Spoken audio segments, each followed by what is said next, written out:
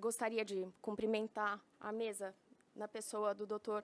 Donald Burris, da historiadora e diretora executiva do Museu Judaico de São Paulo, doutora Roberta Alexander Sanfeld, do professor da PUC de Minas Gerais, Dr. José Alfredo Baracho Júnior, da doutora Carolina, colega juíza federal, aqui representando a JUFESP, Caroline Scottfield Amaral.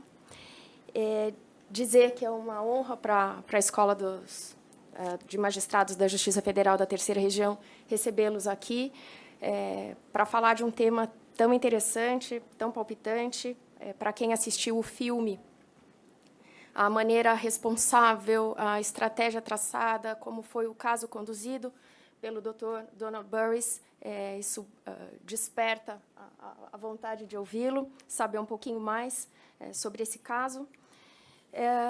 Nós estamos com o tempo um pouco limitado, então nós vamos dividir da seguinte maneira: o Dr. Donald Burris vai falar um pouco, depois o professor José Alfredo e também a doutora Roberta.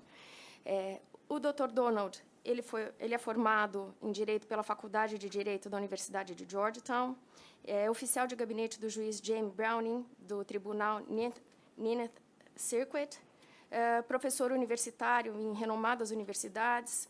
Durante 36 anos, foi advogado atuante em tribunais e na área de direito empresarial.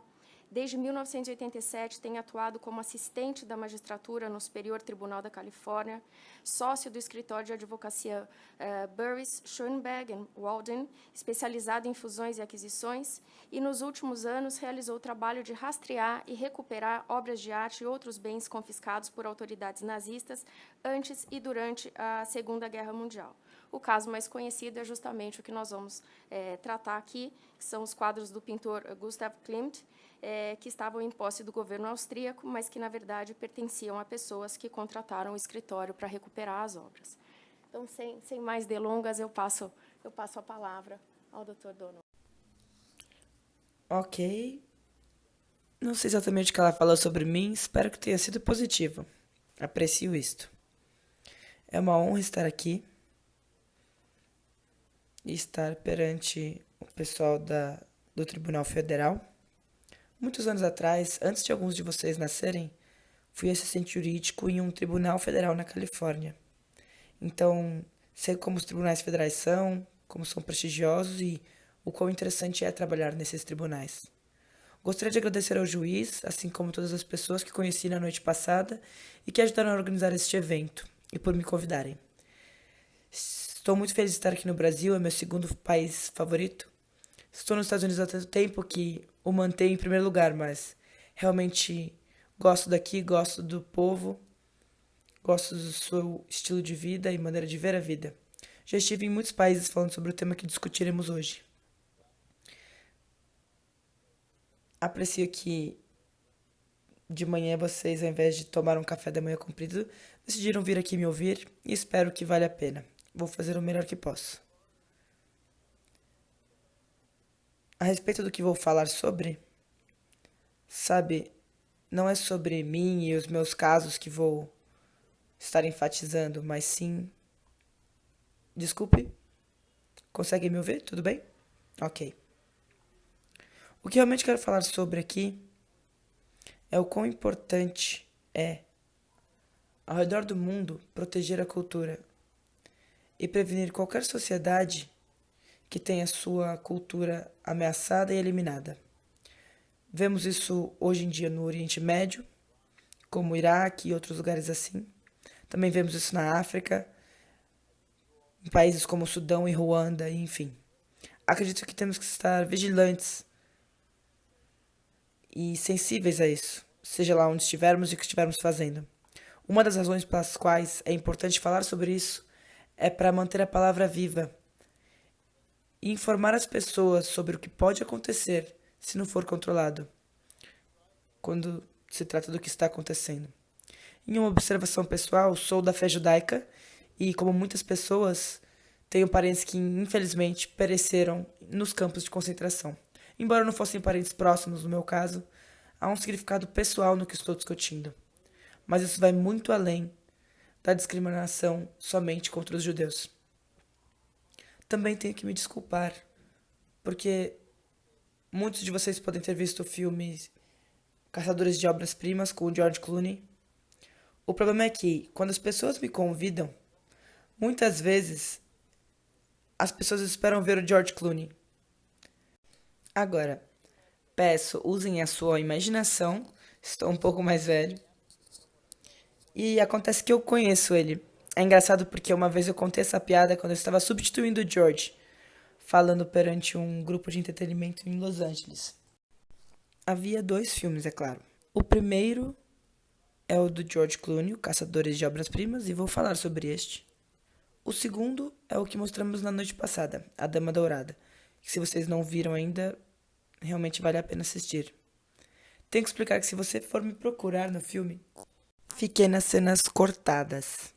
Sou um desses atores que eles não mostram. Mostraram meu parceiro Randy Schomburg, mas esqueceram de lhes contar que por 10 anos ele teve um parceiro. Então, esse foi meu papel em termos do que estava acontecendo. E o Randy, depois do caso, decidiu que ele iria se aposentar. Ele era muito jovem, mas ele decidiu que deixaria para mim os projetos de tomar os casos pelo mundo, e é isso que estou fazendo aqui. Espero conquistar algo com isso. Eu entrei nessa área para aqueles de vocês que são advogados ou juízes mais jovens e podem ter interesse, pois estão começando a carreira. Como que eu me tornei um advogado especializado em arte saqueada? E no meu caso foi um acidente completo. Minha esposa, que está aqui na sala viajando comigo e adora o Brasil, essa é a primeira vez dela no Brasil, enquanto já é a minha segunda. Mas basicamente eu entrei nessa área por acidente, há cerca de 20 anos. Eu entrei num elevador no meu prédio e lembram-se que Randy Schomburg era o advogado. E entrei uma vez no meu elevador do prédio e vi Randy Schomburg, que eu conhecia, era filho de um juiz e amigo meu.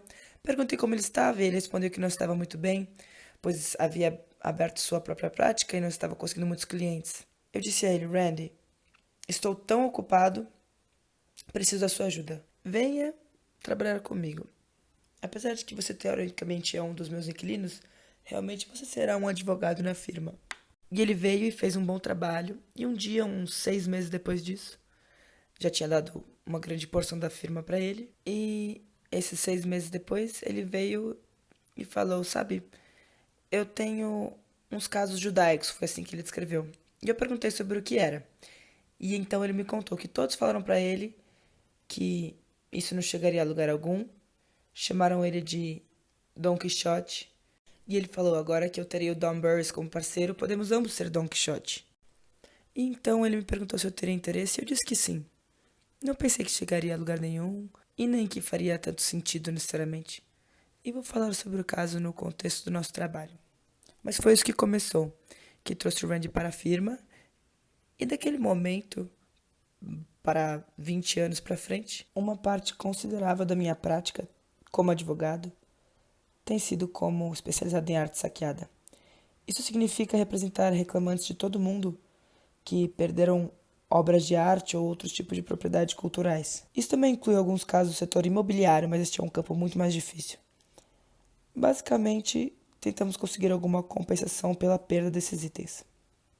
Quando falamos dos nazistas, estamos lidando com o maior roubo de propriedade na história do mundo. Você não pode imaginar como durante os anos em que os nazistas estiveram no poder, entre 1933 a 1945, estima-se que os nazistas tenham saqueado cerca de 1/3 de toda a arte valiosa na Europa.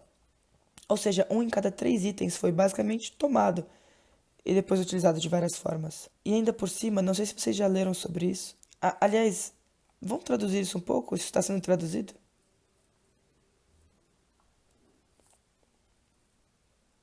Tudo bem, então? De qualquer forma, estarei aqui à tarde e vamos repetir a performance e trazemos alguém que fale português. Mas essa foi uma saqueada tão grande, tanto dinheiro foi roubado e tantas vidas foram afetadas. E é claro que uma das razões pelas quais não se ouve muito mais falar sobre isso depois da Segunda Guerra Mundial é porque se alguém sobreviveu ao Holocausto, seriam sortudos. E se conseguissem encontrar parentes, também seriam sortudos. Então as pessoas não estavam tão preocupadas com a arte e com a recuperação de propriedades naquele momento. Foi somente mais tarde que tentaram recuperar esses itens, e fico feliz em dizer que foi governado em parte por advogados não só na América, mas no mundo todo. Há um grupo muito pequeno de advogados que atuam nesse campo. Você quase consegue contar nos dedos de uma mão. É quase uma fraternidade pequena. Não somos muitos, mas somos bastante comprometidos. Às vezes representamos casas de leilão, as galerias e colecionadores. Alguns deles nos contratavam para sermos honestos. Em outras palavras, queremos que você avalie nosso caso, acho que defendem nosso direito de ter a propriedade e achamos que isso não está certo. Então, por favor, sejam objetivos e tal. Então, esse é um contexto geral no que diz respeito ao meu trabalho e os casos. E o caso Altman levou cerca de 10 anos do início ao fim. E isso é meio comum. Atualmente estamos nos tribunais federais na Califórnia com um caso que já foi para o Tribunal Federal de Recursos 3 vezes e acabou de ser argumentado novamente. Então, custa muito tempo e energia. No caso envolvendo a Dama Dourada e envolvendo a Maria Altman, nesse caso, realmente acreditávamos que os austríacos foram motivados em parte pelo fato de que a Maria estava nos seus 90 e poucos anos e pensaram que poderiam sobreviver a ela e como viram no filme e como vou falar, isso tem alguma relevância com o que aconteceu. Alguém sabe se o José foi ao bar ou passear alguma coisa assim? Alguém sabe? José? Será que conseguimos o primeiro slide? Ah, ele está esperando. Ok. Vamos fazer dar certo. Queria começar com algo, pois sempre que falo sobre arte roubada e eu descrevo essa área para pessoas como vocês, inteligentes e muito interessadas, sempre começo falando sobre Maria Altman. E o que eu gostaria que tivéssemos o primeiro slide, para termos a imagem real. Helen Miller fez um ótimo trabalho no filme, mas não é exatamente igual a Maria Altman. Então vamos mostrar. Vai ter que imaginar por enquanto. Nunca poderíamos ter tido sucesso nessa área. Eu nunca poderia ter a reputação que tenho sem os clientes. Pessoas como Maria, que foram tão dedicadas ao que queriam fazer e tão perseverantes e tão corajosas. Realmente pessoas incríveis. E uma lição de vida, realmente. Eu pratiquei advocacia por quase 48 anos. Há muitas pessoas que são mais jovens do que isso. Sei disso. É um longo período. Em todos esses anos, eu nunca tive a mesma experiência positiva e maravilhosa como a que tivemos ao informar Maria que seu caso havia sido resolvido. Você não pode imaginar o que ela disse e o que ela fez e como ela apareceu naquela época. Então, como advogados, como juízes, vocês sabem que fizeram a coisa certa e como nos sentimos bem quando isso acontece. Foi muito satisfatório. Infelizmente não ganhamos todos os nossos casos. Ah, e vou contar algo para vocês. Me desculpem por ter que falar isso para vocês. Vocês provavelmente já conheceram algum advogado americano que falou que ganha todos os seus casos. É lorota pura, tá? O que é um bom jeito de falar que eles estão mentindo pra caramba. Ninguém ganha todos os seus casos. Se de fato acontece, tem um motivo por estarem se vangloriando ou algo assim. Então, a melhor coisa que podemos fazer é lutar nas coisas certas. A outra coisa é que, na lei americana, especialmente nesta área, devido à duração dos casos e à idade das pessoas que representamos, é importante tentar chegar a um acordo, se for possível. Porque se você tiver que ir ao tribunal, você realmente não ganhou nem um centavo, mesmo que ganhe no final. Mas no caso de Maria, nos forçaram a ir aos tribunais. A Suprema Corte dos Estados Unidos teve uma opinião no caso de Altman, da Dama Dourada, que foi a única vez em que a Suprema Corte dos Estados Unidos, que é a corte de nível mais alto possível, vocês têm a mesma coisa, né? As cortes estaduais e, enfim, toda essa hierarquia. Bom, foi a primeira vez que a Suprema Corte dos Estados Unidos decidiu que uma sobrevivente do Holocausto tinha direito a recuperar uma propriedade. foi um caso realmente marcante e algo bem especial. Nesse sentido, além de querer contar essa história e de estar em uma companhia tão prestigiada como esta, você pode se perguntar: você está sentado aí falando de eventos que aconteceram 80 anos atrás, mas esses eventos ainda têm relevância. Não sei se é o caso do Brasil, mas certamente nos jornais americanos, como New York Times, sempre há uma história. Todo mês tem uma história sobre uma obra de arte encontrada ou um caso em andamento. Isso é algo que é bem comum, muito atual. Então as pessoas se interessam e não é algo que é antigo, um caso antigo. Mas porque faz tantos anos, então as pessoas que estão defendendo o direito dos colecionadores de ficar com as pinturas frequentemente invocam o prazo de prescrição. No Brasil, como vocês sabem, existe um prazo limite para processar casos e coisas do gênero. Então isso pode ser afetado. Eu não sei se vocês leram sobre isso, mas alguns anos atrás teve um artigo disparado pelo mundo sobre um homem em Munique, na Alemanha. Vocês leram sobre isso? Um homem que acabou que era um homem mais velho e acabou que esse homem foi preso por transportar euros através das fronteiras nos trens. Aparentemente eles têm uma regra semelhante à dos Estados Unidos que proíbe a transferência de mais de 10 mil euros sem declaração. E entenderam que quando somaram todo o dinheiro que ele tinha levado, ele tinha violado essa regra. Ele foi parado pela polícia alemã, que questionou ele e eventualmente fizeram uma busca em seu apartamento, onde encontraram 1.400 obras de arte valiosas. Em termos modernos, poderiam valer milhões e milhões de dólares. Não sei como que estava o mercado, mas, afinal, todos os casos que fazemos têm uma história, que são relativamente interessantes. Nesse caso, seu pai era o agente favorito dos nazis para vender as pinturas. Os nazistas, além de roubar obras de arte dos judeus e exterminá-los, eles também ganharam muito dinheiro vendendo essas pinturas. Eles faziam parecer que eram obras horríveis, degeneradas, e aí vendiam por milhões de dólares para a França ou mesmo Portugal, que estava neutro na época, ou até mesmo secretamente nos Estados Unidos. Hitler fez muito dinheiro vendendo essas obras. E muito da arte que foi tomada e os nazistas contaram para todos que eram degeneradas e ninguém deveria vê-las. Mas Goebbels, o nazista muito ruim, o cara de relações públicas, ele falou: sabe o quê? Nós vamos fazer 2 amostras na Alemanha. 2 amostras de arte. Uma delas vai ser de arte degenerada e uma galeria ruim, onde os banheiros não trabalham e esse tipo de coisa. E então mostraremos as coisas realmente importantes dos nazistas, como as imagens dos soldados e as mulheres no campo e uma galeria moderna e bonita. Bom, o que aconteceu foi que isso foi no final dos anos 1930. E a galeria de arte degenerada teve 7 vezes mais público do que a outra. Então Goebbels fechou tudo e não gostou muito do que estava acontecendo. O destino de grande parte da propriedade roubada não é totalmente conhecido, porque algumas peças foram destruídas.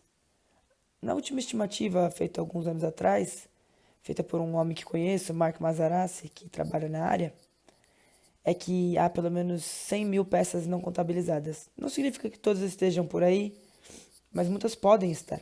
E a outra questão é onde encontrá-las. Vou contar a história dos caçadores de obras-primas, mas essas pinturas foram localizadas no Palácio de Justiça de Paris.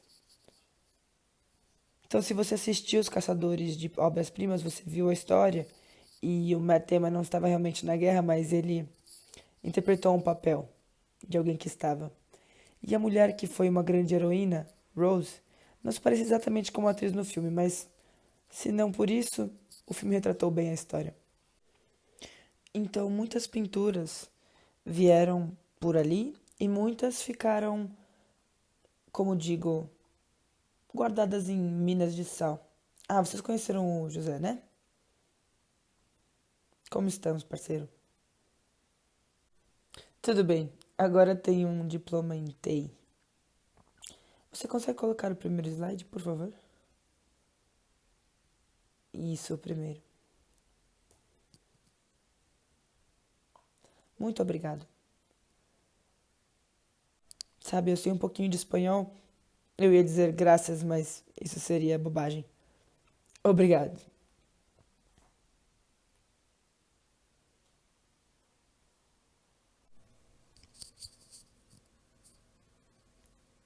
Vamos ver. Está funcionando, né? Certo. José, por sinal, é um bom amigo meu.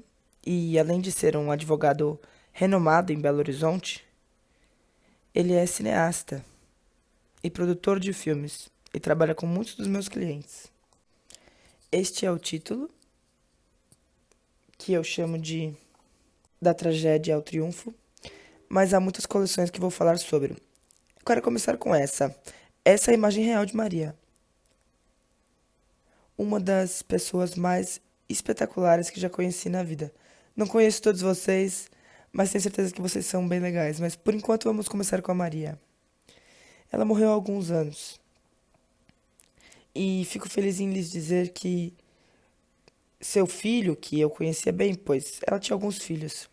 E um pouco antes de morrer, ela mencionou aos seus filhos o quão feliz ela era com o que ela fez na firma e o quão feliz era com tudo o que aconteceu. As pessoas querem saber, às vezes, por que nossos clientes não querem colocar as pinturas em suas paredes quando elas são retornadas. E não é só porque eles conseguem uma grana boa com isso, e a maioria deles não é muito rico, mas é porque realmente é totalmente imprático. Imagina só, você acabou de ganhar uma pintura de 185 milhões de dólares e você vai colocar na parede da garagem e aí vai ter que falar pro neto ou pra criança. Não Vocês acham encosta que nisso. ajuda se eu for aos pouquinhos traduzindo? Sim? Ah, então tá. Aí ele tá dizendo por que que os clientes não colocam os quadros nas suas casas, né? Aí ele está falando do problema que seria colocar um quadro que vale mais de 100 milhões de dólares, né, na parede da sua casa. Ficaria deslocado.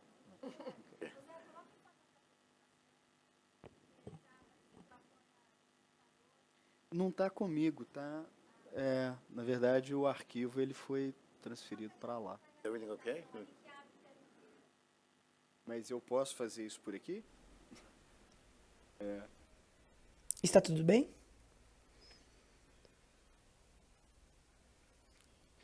Ah, desculpe.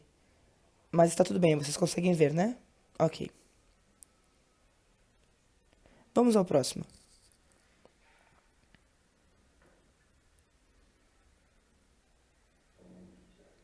Eu gosto de usar os slides. Temos como um plano de fundo daquilo que estávamos falando sobre. Então lembre-se que estávamos falando sobre. Aí. Estávamos falando sobre onde as pinturas foram encontradas. Bem, deixe-me contar rapidamente a história dos caçadores de obras-primas. Na verdade, eles eram uma divisão do Exército dos Estados Unidos, criada logo após o início da Segunda Guerra. Era uma tarefa difícil, lutando contra o inimigo e enfrentando as dificuldades da guerra. E Roosevelt e sua equipe reconheceram a necessidade de preservar a cultura, o que é interessante, pois em meio a uma luta pela sobrevivência em uma guerra, eles perceberam, aqueles que estavam no poder realmente perceberam a importância de proteger monumentos culturais. Havia um grupo de centenas de soldados dedicados a essa tarefa. Eles tinham armas durante a guerra e tentavam recuperar as propriedades culturais de qualquer forma. E assim, quando estavam ganhando a guerra, eles tentavam conseguir as propriedades de volta, de alguma forma. E essa é a história de o que fizeram. Não é justo chamar de somente os caçadores de recompensa como se fossem só homens. Tinham umas mulheres muito competentes e todos fizeram um ótimo trabalho. Bom, durante e após a Segunda Guerra Mundial, havia pontos de vista divergentes nos Estados Unidos a respeito da recuperação de obras de arte. Então, o presidente dos Estados Unidos, né, Franklin Delano Roosevelt, e o então general, depois presidente Eisenhower, eles divergiam sobre isso porque significaria destacar um grupo de soldados preparados para o combate com o objetivo de recuperar a propriedade privada, quadros que pertenciam a particulares. Então, havia uma divisão nos Estados Unidos. Entretanto, apesar desse destacamento, né, que está retratado no filme ter sido designado, ele foi um destacamento com um papel, pelo menos do ponto de vista do aporte que o poder público forneceu a eles, bastante secundário. Próximo slide, por favor. Ah, José, desculpe.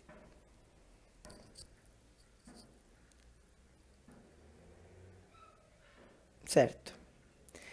Minha esposa está escondida na plateia, então ela está aqui agora. É alguém que organizou algo em Nova York. A razão pela qual tenho esta foto é porque o homem que está ao meu lado, segundo na foto, é o último caçador de obra-prima sobrevivente. Seu nome é Harry. Pelo menos ele é o último que é capaz de falar e se apresentar e coisas assim. É engraçado, pois quando eu organizei, eu estava falando em Nova York e Harry, ele mora em Nova Jersey. Mas o único problema é que o Harry é viúvo e ele é interessado em todas as mulheres da idade de 18 anos a 80. Então, diga que estejam preparados. Sim, senhor, com cuidado. está à direita dele na foto, né, é um dos que participavam desse destacamento do exército americano para recuperar obras de arte que haviam sido roubadas pelos nazistas, né? E ele disse também que ele era um homem muito interessado em mulheres, não é isso? Se você viu o filme, o papel do Harry foi um imigrante alemão que veio para a América para morar em Nova Jersey com seus pais e ele teve o último bar mitzvah legal na Alemanha antes da Noite dos Cristais, o último. Eles deveriam ir embora em mais ou menos uma semana quando estavam na Alemanha e o rabino veio à porta deles e disse: "Vão hoje, peguem suas malas e vão, pois está muito perigoso."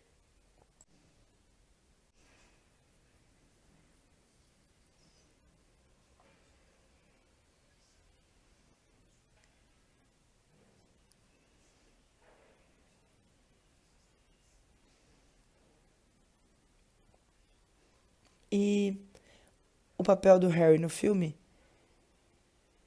é que ele se juntou ao exército como um jovem rapaz e ele estava na Europa e então alguém descobriu que ele poderia falar alemão. Claro, porque ele cresceu lá. E então ele se tornou um caçador de obra-prima. E uma história muito legal sobre o Harry é que, à medida que os caçadores de obra-prima estavam indo pela Europa, ele voltou para sua cidade natal. E ele descobriu em uma igreja uns trabalhos muito valiosos que haviam sido levados de seu avô quando ainda moravam na Alemanha. Então o povo judeu nunca pôde ver aquilo até aquele momento. E então ele encontrou e foi uma experiência muito emocional.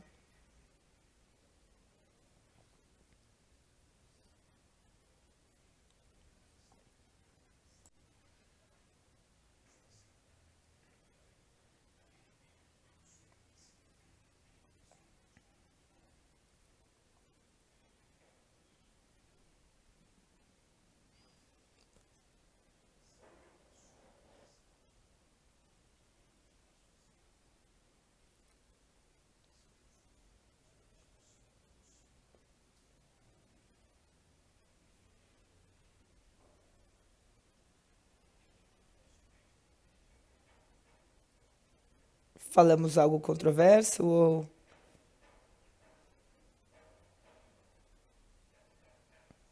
Brincadeira. Os caçadores de obras-primas então foram direcionados a proteger a cultura e, posteriormente, para tentar recuperar as obras. O Brasil é um lugar muito interessante.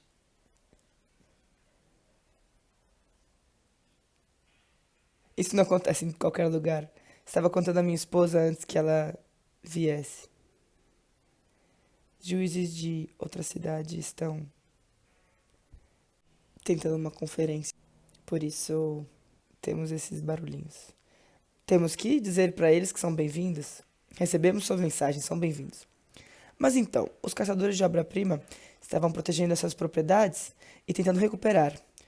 E o problema, que na verdade não era um problema, é que quanto que você pode fazer enquanto está lutando uma guerra e tentando recuperar esses itens?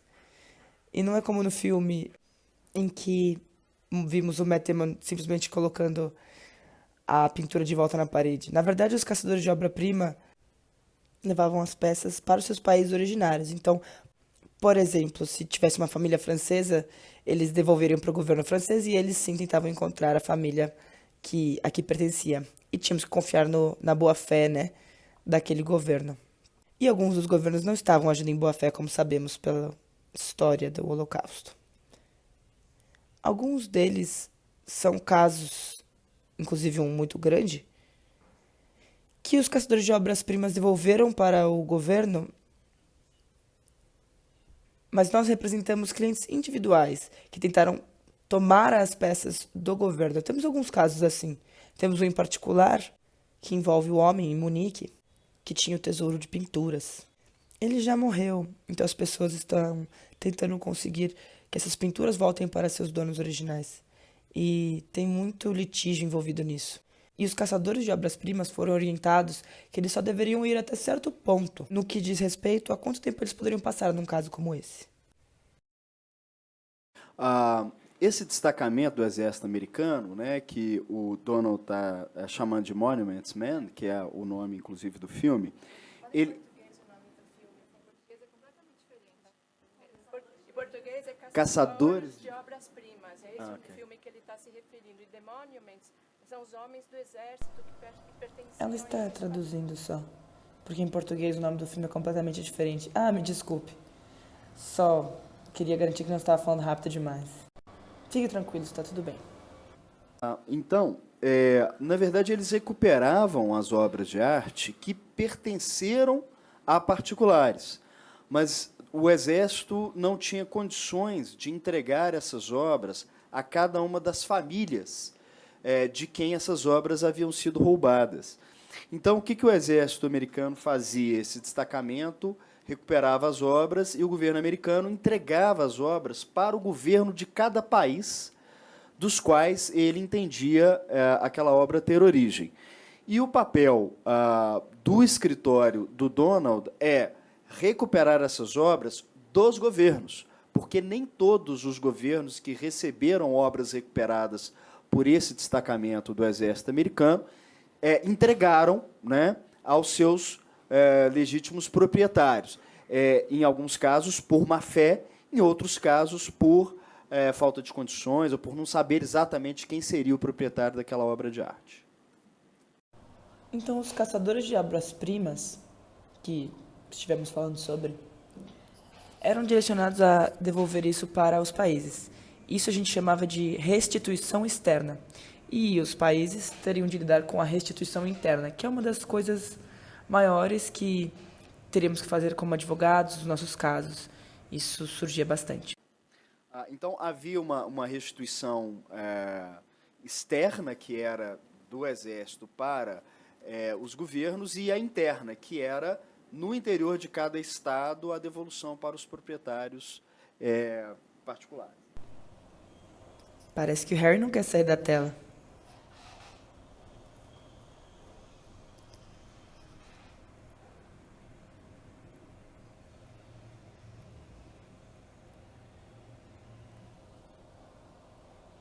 Certo. Então, um pouquinho sobre Adolf Hitler.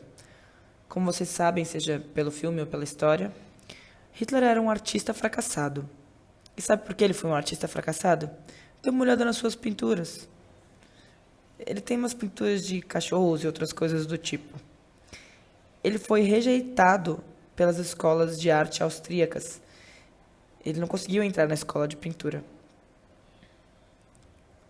Isso o incomodava, porque ele sempre achava que ele era um expert. Então, quando ele teve a oportunidade de roubar as pinturas, além de ser muito ganancioso, ele fez isso porque ninguém reconhecia as suas habilidades artísticas e ele ia a muitos eventos como este. Ele tinha uma coleção bem grande no Birkenstock, que era nas montanhas, onde ele tinha seu esconderijo. Então o Hitler ele estudou arte, mas não tinha muita aptidão para ser um artista. Ele, inclusive, chegou a ser rejeitado por uma escola de artes plásticas.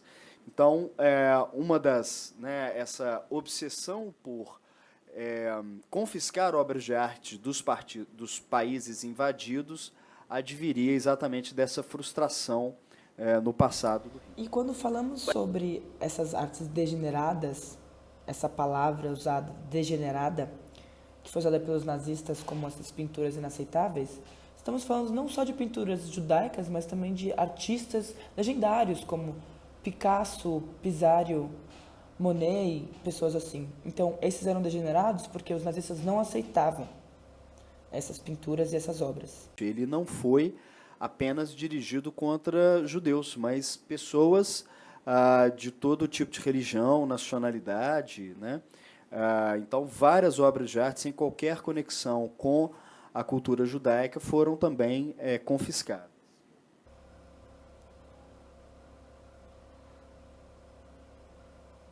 Aqui está Hitler e seu amigo Mussolini olhando para uma estátua. Eles preferiam isso às vezes do que realmente arte moderna. O Hitler com o Mussolini observando esse monumento, né, essa escultura. É interessante que teve algumas obras que foram roubadas na Itália, mas não chega nem perto do que aconteceu na Alemanha. Em termos O confisco, o roubo de obras de arte na Itália, como houve na Alemanha. Essa imagem é em uma mina de sal, que é onde muitas pinturas foram encontradas pelos caçadores de obras-primas e outras pessoas. Dá para voltar um pouquinho aquele slide? E na frente está o general Eisenhower, que você pode talvez saber que virou presidente. Atrás dele está o general Patton, oficiais de cargos altos no exército, e davam muito suporte para encontrar as pinturas. Nessa imagem aí, nessas minas de sal, tinha milhões de dólares em pinturas. Os alemães se escondiam aí, então, além de serem pontos de coleta, colocavam nessas minas de sal e castelos e qualquer lugar que encontravam, que pensavam que estariam seguros, por assim dizer. Então, os nazistas escondiam essas obras de artes em vários locais, como em Minas, como nesse caso especificamente é uma foto que foi tirada numa mina. À frente está o general Eisenhower, que depois se tornou presidente dos Estados Unidos, no momento em que eles estão registrando essas obras que foram recuperadas e que, segundo o Donald, estão aí milhões de dólares nesses quadros que foram encontrados. Que os generais estão olhando para alguns talheres de prata. O que é muito difícil fazer é processar por propriedade pessoal, a não ser que você tenha algo como uma inscrição que diga para John de Bill, com a data também e tudo. Então é muito difícil. Então isso é uma exceção. Então essa é uma exceção em que tínhamos os talheres de prata muito valiosos e tudo junto e podíamos tentar retornar isso para as famílias. E sabe, muitas vezes não tinha para quem dar. A família inteira havia sido destruída, então ou era dada para a comunidade judaica ou alguma pessoa apropriada dentro daquele contexto, daquilo que estava acontecendo. Mas esse é um exemplo de propriedade pessoal que você poderia conseguir, em teoria.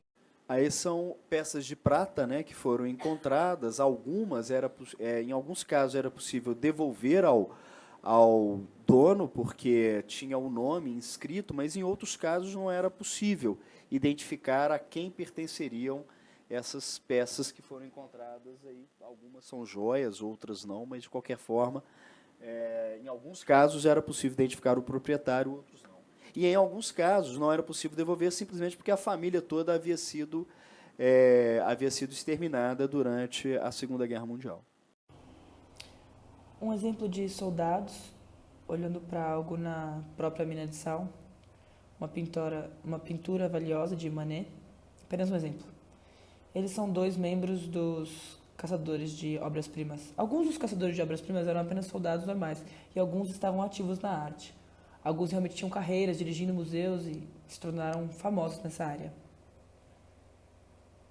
Alguns soldados que pertenciam a esse destacamento, Monuments Men, alguns eram soldados apenas, né, mas outros eram pessoas que eram estudiosos de arte, envolvidos com o mundo da arte, até para identificar essas peças que estavam sendo encontradas. Especificamente, aquela é uma peça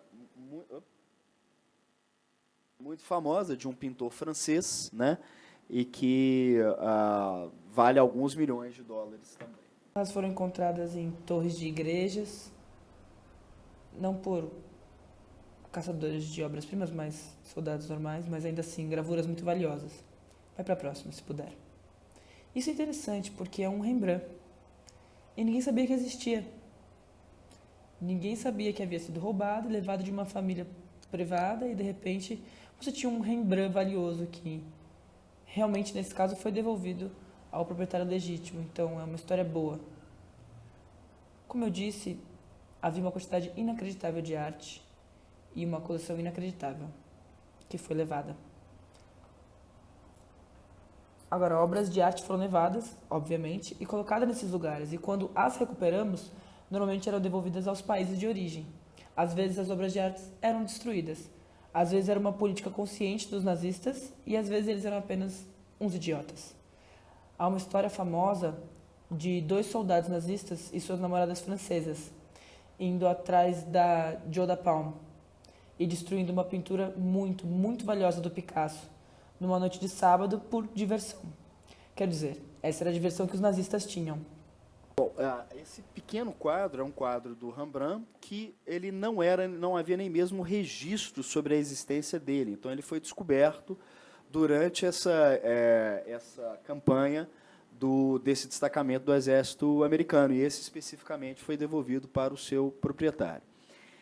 Agora, muitas obras não foram recuperadas porque alguns soldados destruíam essas obras simplesmente por diversão, né? Então, nem sempre esse trabalho teve sucesso, algumas vezes por causa dessa perversidade. Algumas das pinturas foram levadas por soldados individuais e trazidas para casa como souvenirs. Eu tenho uma história boa a esse respeito.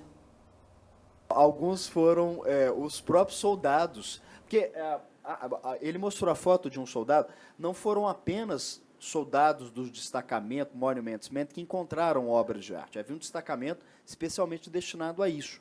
Mas as obras eram muitas vezes encontradas em campanha com outros objetivos. Então, muitas vezes os soldados levavam o que encontravam como uma lembrança, como um souvenir da guerra, levavam para casa. E aí ele vai contar um caso interessante a esse respeito.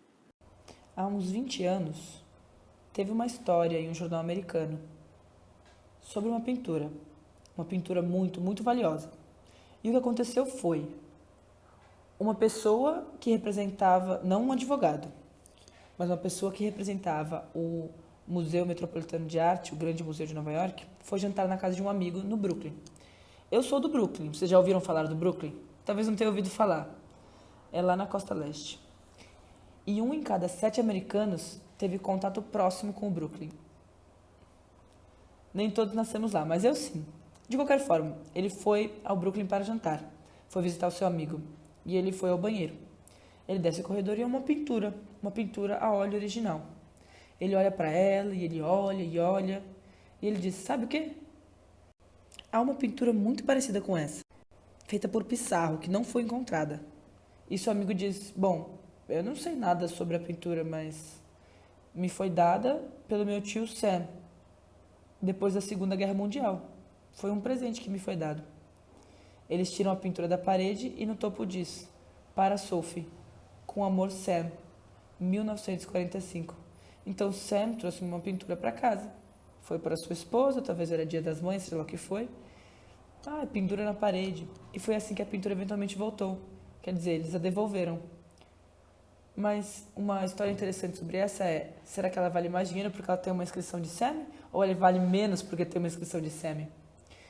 Mas, sabe, uma coisa interessante sobre essa área, obviamente, é uma área triste, porque você lê sobre famílias sendo destruídas e tudo, mas no que diz respeito ao interesse humano, em oposição ao caso legal, normal, há muito interesse humano e muitos fatos são importantes em cada caso. Então, o caso que ele conta é que, há aproximadamente 20 anos atrás, uma pessoa foi jantar com amigos numa casa no Brooklyn, uma região de Nova York, um bairro de Nova York, que, inclusive, é onde ele nasceu, né? Segundo ele, 1 em cada 7 americanos tem alguma relação com Brooklyn. E aí, esse senhor, nessa casa, ele foi ao banheiro e viu no banheiro um quadro. Aí ele falou, mas esse quadro me parece um quadro do Pissarro. E havia uma inscrição no quadro, né? From Sam to Sophie. From Sam to Sophie. With né? love. With love. With love, com amor, né? Do Sam para Sofia com amor, né? E estava escrito sobre o quadro. Isso não é original do quadro, mas um soldado, uma pessoa que, né, não sabia o valor daquele quadro, trouxe para casa e deu de presente para a namorada dele, e estava no banheiro, né? E uma questão interessante esse quadro vale mais dinheiro por causa da inscrição do Sam para a Sophie ou vale menos dinheiro? É uma questão que o mercado tem que resolver. In America, Nos Estados Unidos, e até certo ponto na Europa, muitas pessoas vão a exposições como feiras de antiguidade, mercados de pulgas e afins, procurando por pinturas valiosas. Então, de vez em quando, você compra uma pintura por $50 americanos e ela acaba sendo muito cara. Não necessariamente saqueada, mas pode ser, dependendo da história, na verdade. E só para fazer um ponto, nesse estágio em que estamos, se você é um colecionador de arte importante e você vê a história, chamamos isso de proveniência. Se você vê a proveniência do artista, com lacunas entre 1933 e 1945, é muito perigoso comprá-la, porque você não pode obter seguro, o seguro não vai cobrir, é simplesmente muito proibitivo. Então você tem que ser muito cuidadoso para mudar a economia em termos de como isso vai, sabe? Em algumas feiras de arte, né, nos Estados Unidos, você pode encontrar peças que tenham sido recuperadas desse período, né, de 1933 a 1945. Agora, há uma incerteza muito grande em torno disso, né? Qual é o real valor dessas obras de arte? Você pode acabar comprando por um preço superior, né? Ou mesmo ter a sorte de comprar alguma coisa que tenha um valor verdadeiro, né? E ele está dizendo que é muito difícil, é comum nos Estados Unidos obras de arte terem seguro, né? E isso é um problema também para as seguradoras, porque qual é o valor que você vai atribuir àquela obra para estabelecer, né, o valor do prêmio, todas essas questões que envolvem o seguro de obras de arte. Costumava ser, por exemplo, quando havia um caso legal diante de um juiz, costumava ser que o réu tentava argumentar, nós não sabíamos. Mas agora, se eles deveriam saber, há um padrão também, há um limite por causa de tudo isso que aconteceu e que surgiu. Isso mudou. Acho que se chamaria de ônus da prova, mas você provavelmente teria um termo semelhante em português. Isso muda a perspectiva quando você tem um processo. Então, realmente, como réu, você não pode simplesmente dizer nós não sabíamos. Você tem que dizer nós não tínhamos razão para saber. Ou interpor outras defesas, sabe? Em termos daquilo que aconteceu. Essas obras são reivindicadas, né, por alguém que se diz proprietário e está na posse de outra pessoa, né? Um argumento de defesa é a pessoa simplesmente dizer que não sabia do valor, não sabia da origem, não sabia que isso tinha sido roubado ou confiscado pelos nazistas, enfim. É o que normalmente os réus costumam alegar nesse tipo de processo. I tell you, Vou te contar sobre alguns casos. Vamos para o próximo slide. Esse slide está aqui por vários motivos. Primeiro, gostaria que vocês conhecessem o verdadeiro Randy Schoenberg, já que vocês já têm o outro. Mas tem outro motivo por esse slide. Vocês se lembram do Ryan Reynolds interpretando o Randy Schoenberg? Olhem bem para aquela foto. Qual de nós parece mais com o Ryan Reynolds? Vamos olhar, certo? Um pouco mais alto, um pouco mais cabelo. Ele está dizendo o seguinte, o o verdadeiro Randy Schomburg, né, que está ao lado do Donald nessa foto, né?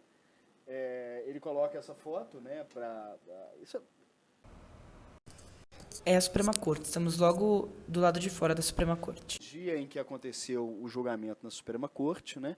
Mas ele coloca essa foto para mostrar quem realmente se parece mais com o ator do filme. E ele se parece mais, segundo ele, com o ator do filme do que o verdadeiro Randy Schomburg, né? Olha, piadas à parte, sou muito orgulhoso de ser o parceiro de Randy. Ele fez um trabalho brilhante. Então sou muito orgulhoso. Sabe, estou sendo engraçadinho. Não estou tentando dizer que ele não fez um ótimo trabalho. Brincadeiras à parte, né? Ele tem muito orgulho de ser sócio do Randy porque ele fez um trabalho brilhante nesse caso da Dama Dourada. Só um detalhe, porque quem não viu o filme, né, o ator que faz o papel do Randy é um autor bem mais alto, bem mais novo, né, bem mais vistoso. É fundamentalmente como ele, like him. Vou contar para vocês sobre os casos em si.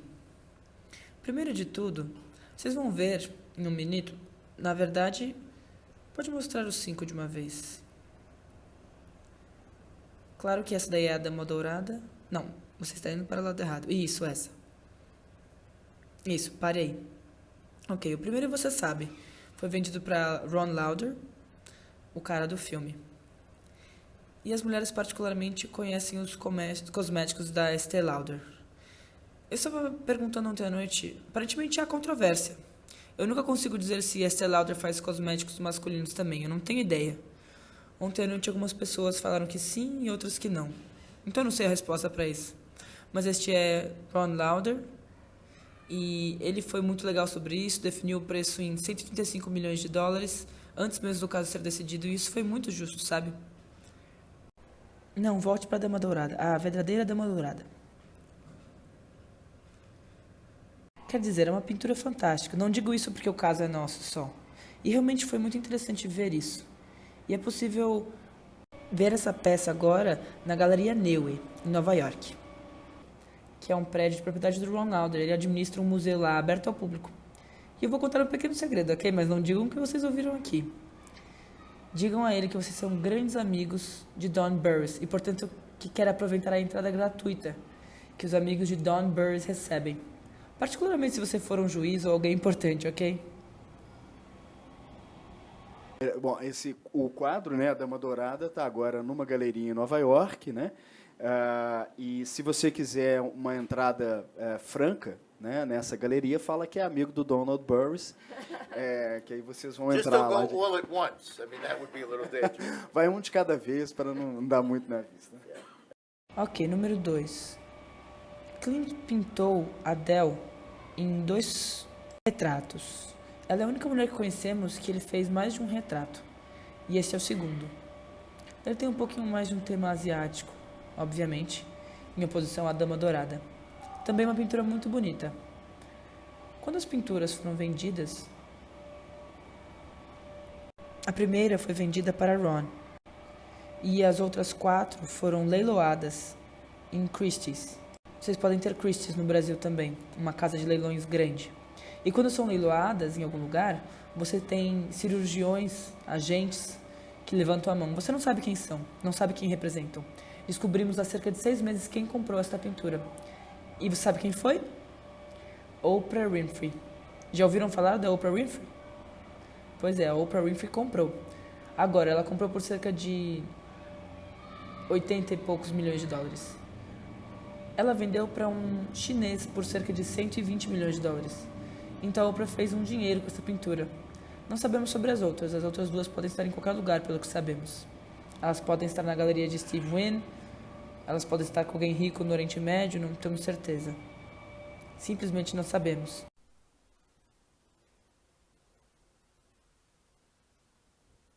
A Adele Bloch-Bauer é uma das poucas pessoas que foram retratadas mais de uma vez pelo Gustav Klimt.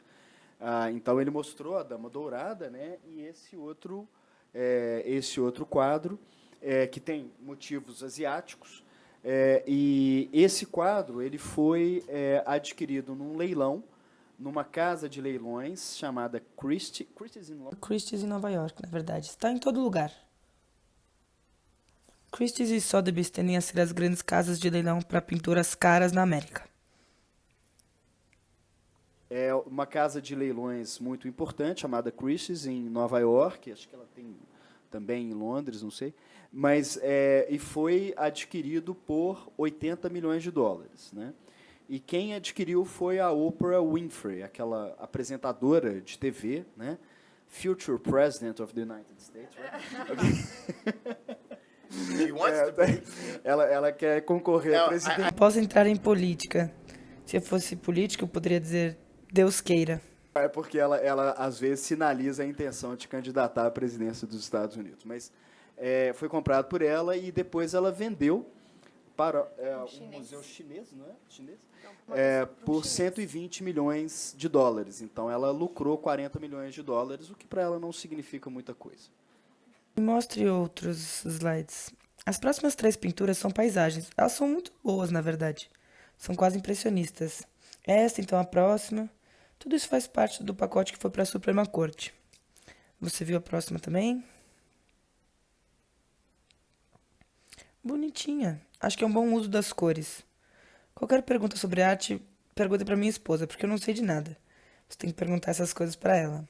Está dizendo que qualquer questão especificamente sobre arte tem que ser feito para a And Patricia, Jose will which is- translate. que é a sua esposa. Né? Então, se vocês quiserem fazer perguntas específicas sobre arte, That's fine. This-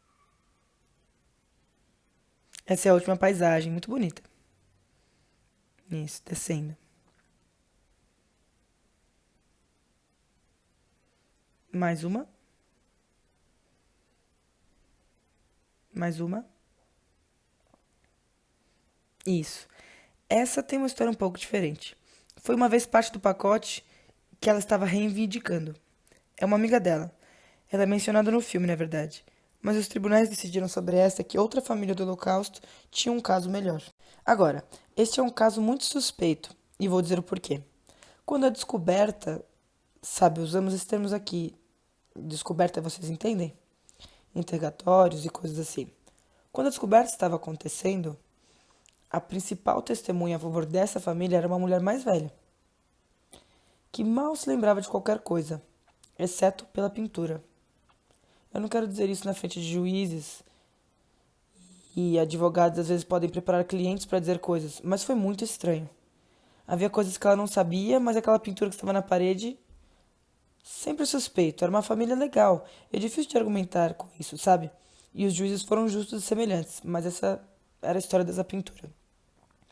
Agora, deixe-me contar brevemente, porque vocês conhecem a história e há algumas outras histórias que eu quero contar, e não quero acabar com o tempo aqui, mas a história do caso de Maria Altman. Então, primeiro de tudo, eu lhes falei.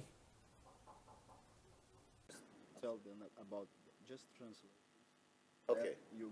Okay, sure. Esse quadro, quer dizer, a Maria Altman, ela reivindicou um conjunto de quadros, não foi apenas o quadro A Dama Dourada. Né? A Dama Dourada tem um significado simbólico, etc., mas foram vários quadros que ela reivindicou. E esse era um dos quadros, né, reivindicados, enfim, ela teve sucesso e ele agora vai... Vamos falar sobre o caso agora. Eles viram as pinturas. Ele vai falar do caso especificamente, né, dessa reivindicação dos quadros. Assumir que eles sabem muito sobre o caso, porque você quer falar sobre algum dos outros casos também. Então vou resumir. Bom, ele vai falar um pouquinho do caso da Maria Altman, mas ele vai falar também sobre alguns outros casos. Né? Então, ele está partindo do pressuposto de que muitos de vocês assistiram ao filme e conhecem um pouco do caso da Dama Dourada, porque ele vai agora fazer considerações sobre alguns outros casos semelhantes. Maria estava morando na Áustria, na época, quando a Áustria era um paraíso cultural. Viena era, enfim, aquilo que você puder pensar de bom, então era realmente um paraíso cultural. E havia muitos jovens artistas que eram apoiados por famílias ricas. E Klimt era apoiado pela família de Maria, por seus tios, os Bloch-Bauers. Eles eram algumas das pessoas mais ricas da Áustria, ou, enfim, estavam entre as pessoas mais ricas, na verdade, certamente na comunidade judaica. E eles apoiavam o Klimt. E porque eles o apoiavam tão bem, ele lhes deu essas pinturas que foram colocadas na parede da casa deles, em Viena. Uma casa bonita, parede bonita, colocaram tudo lá. E Klimt morreu logo depois. Acho que foi logo antes, na verdade, do armistício na Primeira Guerra Mundial. Então ele morreu relativamente jovem e teve tempo de ter um monte de filhos, porque eles continuavam aparecendo mais tarde. Mas essa é outra história que não vamos entrar agora. Particularmente em um país católico, né? Tem que ter muito cuidado. De qualquer forma, eles apoiaram o Klimt. Eles tinham as pinturas na parede e então a tia de Maria morreu por volta de 1925 de causas naturais. Muito jovem, porém. O marido, o tio, ficou arrasado. Ele montou uma sala na casa como uma espécie de memorial para sua esposa. Então o que você viu no filme não foi totalmente preciso, porque as pinturas estavam na verdade mais próximas, mas ficaram penduradas lá por bastante tempo. Bom, a Áustria, nas primeiras décadas do século XX, era um país efervescente do ponto de vista cultural. Então, ele fez referências aqui ao Freud, né? Na área do direito, o Kelsen, nas artes, o Gustav Klimt, né? E vários outros. E na música, né? Schoenberg, que é avô do Randy Schoenberg. Né? Schoenberg é um músico, um musicista muito famoso também, então era um momento muito efervescente. A família Bloch-Bauer é uma família que foi um tipo de mecenas do Gustav Klimt. Então, a família ajudou a financiar o trabalho do Gustav Klimt durante muitos anos, e por isso o Gustav Klimt presenteou a família Bloch-Bauer com alguns quadros, né? Que são os quadros que posteriormente foram reivindicados pela Maria Altmann. Vivendo na Áustria na época, e sua esposa tinha morrido, e o Sr. Bloch-Bauer ficou viúvo por muitos anos, e em 1938 os austríacos se juntaram aos nazistas. Agora é muito interessante, porque quando chegamos aos tribunais federais, um dos argumentos que os austríacos fizeram foi que eles eram vítimas. Tudo o que você precisa fazer é ver os filmes das tropas alemãs entrando com a permissão dos austríacos e todo mundo beijando bebês e coisas assim. Você sabe que eles não eram vítimas, mas é interessante que eles caracterizaram dessa forma. Tivemos a Noite dos Cristais na Alemanha, tivemos uma repressão horrível na Hungria, tivemos tudo acontecendo em todo o mundo, mas na Áustria ficou terrível, realmente terrível. E uma das coisas que aconteceu é que catalogaram todas as posses judaicas e as levaram, praticamente tudo. E claro, as pessoas foram para os campos de concentração. Se você viu o filme, você viu o que aconteceu. Foi levado pelos alemães, incluindo o violoncelo. A fuga? Calma, algumas coisas. Prometi na noite passada que eu daria alguns detalhes. Mas não quero, estragar, porque o filme é muito bom. Mas eles não tiveram que escapar do jeito que você viu no filme. Eles saíram, com alguma permissão. Filmes em Hollywood, como o meu amigo aqui sabe, muitas vezes têm finais glamourosos e, você sabe, finais cheios de tensão. Mas eles não tiveram que escapar. Eles saíram tranquilamente. Outra coisa que você deve saber é que o pai dela, na verdade, faleceu antes dela sair, mas no filme retrataram dessa forma. E o motivo é que o produtor do filme me disse uma vez que o motivo foi feito dessa forma porque muitas pessoas tiveram que deixar suas famílias, que quiseram mostrar isso simbolicamente. E acho que mostraram o Holocausto simbolicamente.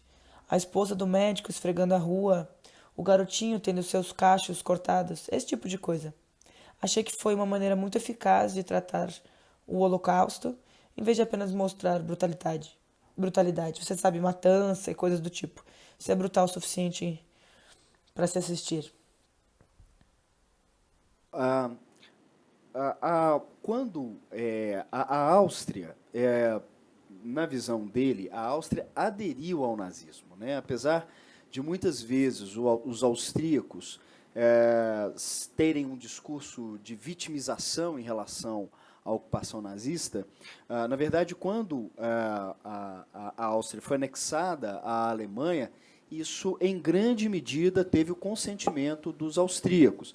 O discurso dos austríacos como vítima veio muito mais depois da Segunda Guerra Mundial. E quando houve essa anexação, os nazistas haviam catalogado as obras de arte, e não apenas obras de arte, tudo aquilo que poderia ser confiscado das famílias judaicas. Então os austríacos se juntaram a eles.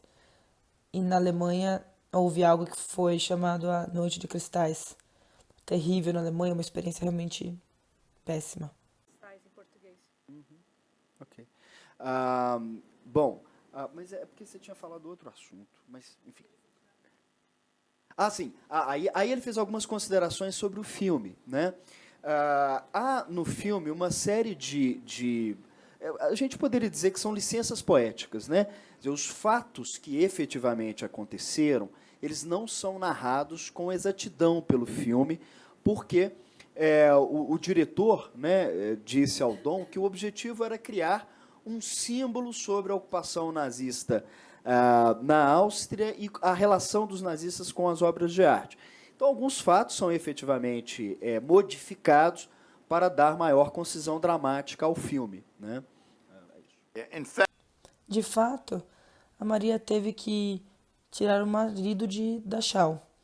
Eles o colocaram lá, tentando forçar a família a devolver as valiosas pinturas, sabe, imediatamente. E a propósito, os alemães, os nazistas austríacos, eram apenas farsantes sobre a legalidade. E os juízes estariam cientes disso. Eles queriam ser enquadrados na legalidade. Então o que eles disseram foi que tinham um imposto sobre as famílias judias e suas propriedades. E o imposto era normalmente 100% do valor da propriedade. Então você pode imaginar. Era confiscado mesmo, assim, não tinha nem a chance de pagar ou qualquer coisa do gênero. Mas então isso se tornou muito perigoso. E Maria realmente saiu. Ela e seu marido vieram para a América e começaram uma nova vida na Califórnia. E ele era um bom cantor, muito bom cantor. E ela abriu uma loja de roupas em Beverly Hills e morava por perto. Criou 3 filhos, certo? Após a Segunda Guerra Mundial, o tio dela fugiu para a Suíça. Ele sobreviveu. O cara, o viúvo, ele fugiu para a Suíça.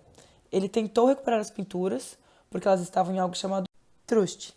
Então ele foi aos tribunais de Zurique e disse, olha, pode ser uma instituição alemã, mas é um truste sobre a lei suíça. E os nazistas disseram que não vão deixar fazer nada assim. Então ele morreu praticamente sem um tostão, mas pelo menos ele sobreviveu à guerra. Então depois da guerra, Maria ficou na Califórnia e tem alguns irmãos. E ela decide que ela é uma dessas raras pessoas que se importam sim em tentar recuperar a cultura e a propriedade, mesmo naquela fase inicial, porque felizmente ela e os irmãos sobreviveram. Então ela contrata um advogado austríaco e eles tentam recuperar as valiosas pinturas. O advogado enfrenta enormes dificuldades na Áustria. Há uma lei na Áustria, aprovada naquela época, que diz que você deve devolver pinturas e outros objetos valiosos aos legítimos proprietários. Mas os austríacos não se importam com as leis. E os austríacos dizem ao advogado dela, olha, vamos devolver algumas dessas peças menores, que têm algum valor sentimental, mas vamos ficar com as grandes. E, por favor, assine um termo de quitação. Então ela teve que assinar um termo de quitação, sob coação novamente. Estou em uma sala cheia de juízes, então não precisamos falar sobre a lei. Eles sabem mais do que eu. Basicamente, ela assinou o termo. Ela assinou e foi isso. E em 1940, no final dos anos 40, foi isso que aconteceu. Ela foi então criar sua família e fazer outras coisas. Avançamos então para os anos 1970.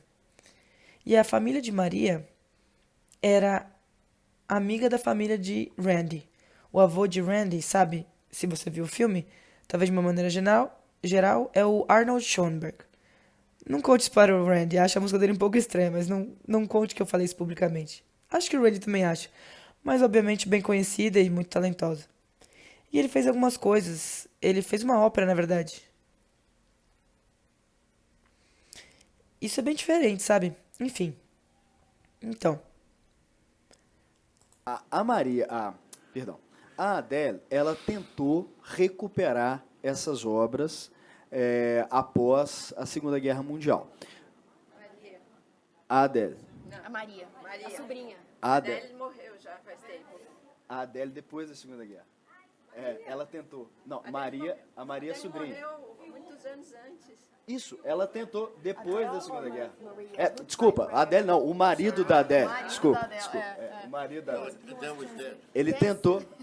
O marido. Olha, esse cara é o melhor, já falei em todo mundo, esse é o melhor tradutor que já tive, de verdade. O viúvo da Adele tentou recuperar, né, após a Segunda Guerra Mundial. E o governo austríaco, ele tinha assumido o compromisso de devolver aquilo que havia sido confiscado durante a Segunda Guerra Mundial, mas ele usava uma estratégia, devolver pequenos objetos de pouco valor, e como muitas vezes as pessoas da pós-guerra precisavam de dinheiro, né, elas acabavam assinando qualquer documento que lhes permitisse reaver alguma coisa e lhes garantir a sobrevivência por algum tempo. Então, é isso que aconteceu depois que o marido da Adele foi reaver bens que haviam sido confiscados. A Maria, por sua vez, que fugiu de uma forma um pouquinho diferente do que está no filme, do que está retratado no filme, né? A Maria, ela já vivendo nos Estados Unidos, ela decidiu por um outro caminho, que é exatamente como o Donald vai contar agora. Nos anos 70, vou dar um contexto que a família de Maria era amigável com a família de Randy. Então, estavam falando sobre toda essa situação e sua irmã havia morrido, como viram no filme, e tinha alguns documentos que eles achavam que eram bem interessantes. E, diferentemente do filme, ele não se virou para ela e disse: eu não sei de nada. Assim, ambos foram capazes de lidar com a jurisdição mais tarde. Então, de qualquer forma, há uma conversa, várias delas, na verdade, e Maria tenta processar na Áustria. Lembre-se que há um estatuto. A propósito, dos 10 ou 11 países que foram invadidos pelos nazistas, quase todos, com exceção da Polônia, têm um estatuto que diz: devolva a propriedade se encontrá-la. Mas a Áustria tinha um, mas eles o ignoraram por um tempo. Então a Maria foi ao tribunal na Áustria e disse: eu gostaria de processar. E eles disseram: claro, ficaremos felizes em ouvir seu processo, mas você tem que depositar como garantia quase todos os bens que você tem. E ela não era uma pessoa rica, mas de qualquer forma, 100% dos bens. Eles chamam de garantia para custo nos Estados Unidos, mas é ridículo. Eles queriam garantir tudo. Nós apelamos disso e o Tribunal Superior disse: não, você não precisa garantir tanto, talvez cerca de metade. E os austríacos, sendo as pessoas agradáveis, calorosas e amorosas que são, disseram: não, vamos apelar da metade, queremos todo. Queremos voltar ao Tribunal Superior na Áustria e obter toda a história. E nesse ponto, Maria disse: estamos fora daqui. A primeira tentativa da Maria Altman foi contratar um advogado na Áustria. Mas, para viabilizar um processo judicial na Áustria, para reaver esses quadros, ela teria que pagar uma caução muito alta, né? Eles solicitaram, então, que houvesse uma redução da caução, né? Mas o governo austríaco ele insistiu, né, no pagamento integral da caução para que pudesse haver o processo judicial. Você sabe quanto? Eu não me lembro. Originalmente, quase todos os bens dela. O valor correspondia quase que ao valor dos quadros, então um valor muito exorbitante, e ela não tinha condições sequer de entrar com a ação judicial na Áustria por não poder arcar com essa caução. Então, saímos da Áustria. Para onde Maria vai? Ela tinha um entendimento de, antes de todos alertarem de que seria muito difícil processar na Califórnia. Não que não pudesse processar na Califórnia, mas seria muito difícil ganhar, porque, como todos nessa sala sabem, não se pode fixar jurisdição com base no local onde o autor mora. Você precisa encontrar um motivo para conectar o réu à jurisdição em que você está. E estamos na Califórnia. Essas pinturas nunca estiveram na Califórnia.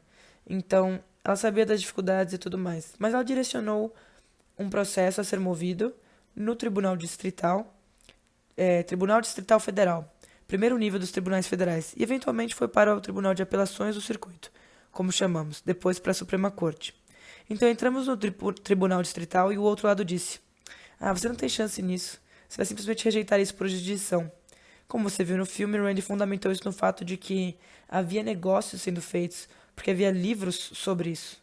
O que vocês não viram no filme foram folhetos de viagem, sabe, da minha casa, da casa do Randy. Você pega um folheto de viagem, venha visitar a Áustria. Adivinha? 2 desses folhetos no ano anterior tinha cada um uma foto de Adele. Então, falamos sobre isso.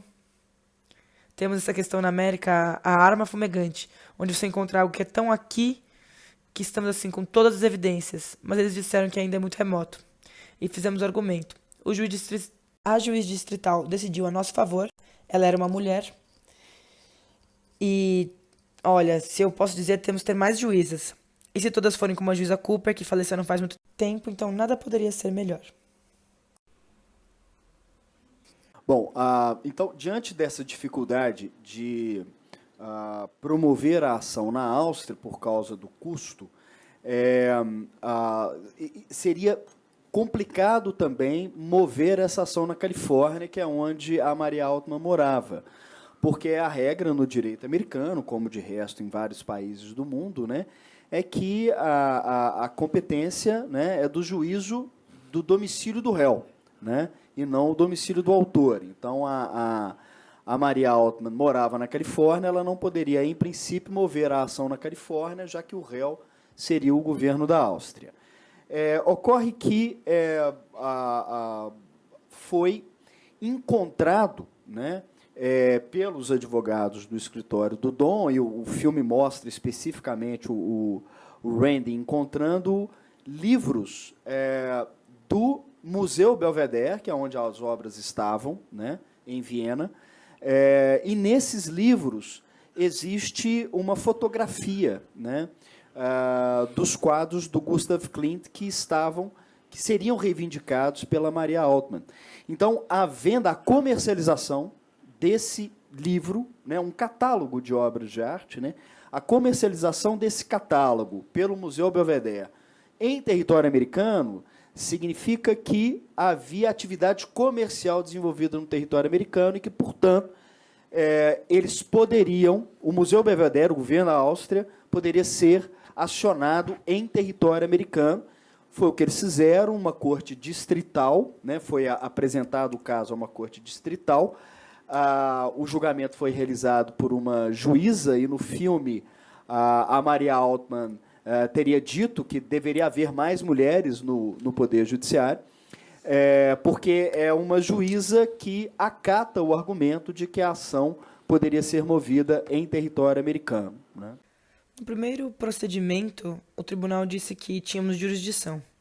Eles apelaram para o Tribunal de Apelações do Nono Circuito, que é provavelmente o equivalente ao seu Tribunal Federal de Apelações. Mesma coisa, chamamos de circuitos porque antigamente eles costumavam andar a cavalo pelos circuitos. E vencemos por 3-0 nesse tribunal. Nesse ponto, quando você vai ao Tribunal do Circuito pela primeira vez, você vai perante 3 juízes que são escolhidos. Se o caso for importante o suficiente e os juízes suficientes votarem, eles podem levar a tribunal pleno. Eles podem levar todo o tribunal e fazer isso. Então os austríacos tentaram levar a tribunal pleno e tinham um aliado interessante, na forma dos Estados Unidos da América. Os Estados Unidos decidiram entrar no caso contra Maria. Não porque Bush fosse antissemita, eu não acredito que ele fosse. Eu acho que as razões eram 2. Primeiro, na época, estávamos em uma posição em que tínhamos algum conflito internacional e aparentemente precisávamos dos austríacos. As ferrovias passavam pela Áustria. A segunda e mais importante razão era que o governo Bush não queria limitação à soberania executiva. Eles queriam ser poderosos. Não tão poderosos quanto Trump quer ser, mas queriam ser poderosos. E havia casos apresentados na época no nosso rastro. O caso francês contra as ferrovias francesas por transportar pessoas para os campos de concentração. Um caso japonês contra o Japão por transformar mulheres coreanas em escravas sexuais. Caso italiano, baseado em seguros. Então havia casos que estavam filtrando nas fileiras americanas e o argumento deles, nenhum deles realmente chegou ao fim, mas o argumento que eles fizeram na Suprema Corte foi: é muito amplo, muito consequencial Então decidiram tentar pleno. Então, na Corte Distrital foi reconhecida a competência de cortes americanas para julgar o caso proposto pela Maria Altman. Houve um recurso, né, e no caso de cortes federais, né, os tribunais regionais federais lá se chamam Circuit Court, né, que abrangem diversos estados no âmbito da jurisdição federal. E a questão ela ganhou uma dimensão maior porque havia o envolvimento do governo da Áustria. Então, um dos argumentos apresentados contra a Maria Altman é de que aquilo não era apenas uma discussão de direito de propriedade. Na verdade, aquilo ali envolvia conflitos internacionais, né? E isso alcançou também o governo Bush, porque o governo Bush ele queria que o poder executivo tivesse maior autonomia para solucionar litígios que envolvessem estados estrangeiros, que esses litígios não fossem solucionados no âmbito do Poder Judiciário americano, porque, se solucionados no âmbito do Poder Executivo, ele poderia dar o melhor caminho, sob o ponto de vista da segurança nacional, estratégia militar e etc. E havia outros casos, também envolvendo estados soberanos, sobre matéria da Segunda Guerra Mundial, como, por exemplo, o governo francês, por ter permitido que as ferrovias francesas transportassem presos para os campos de concentração, né?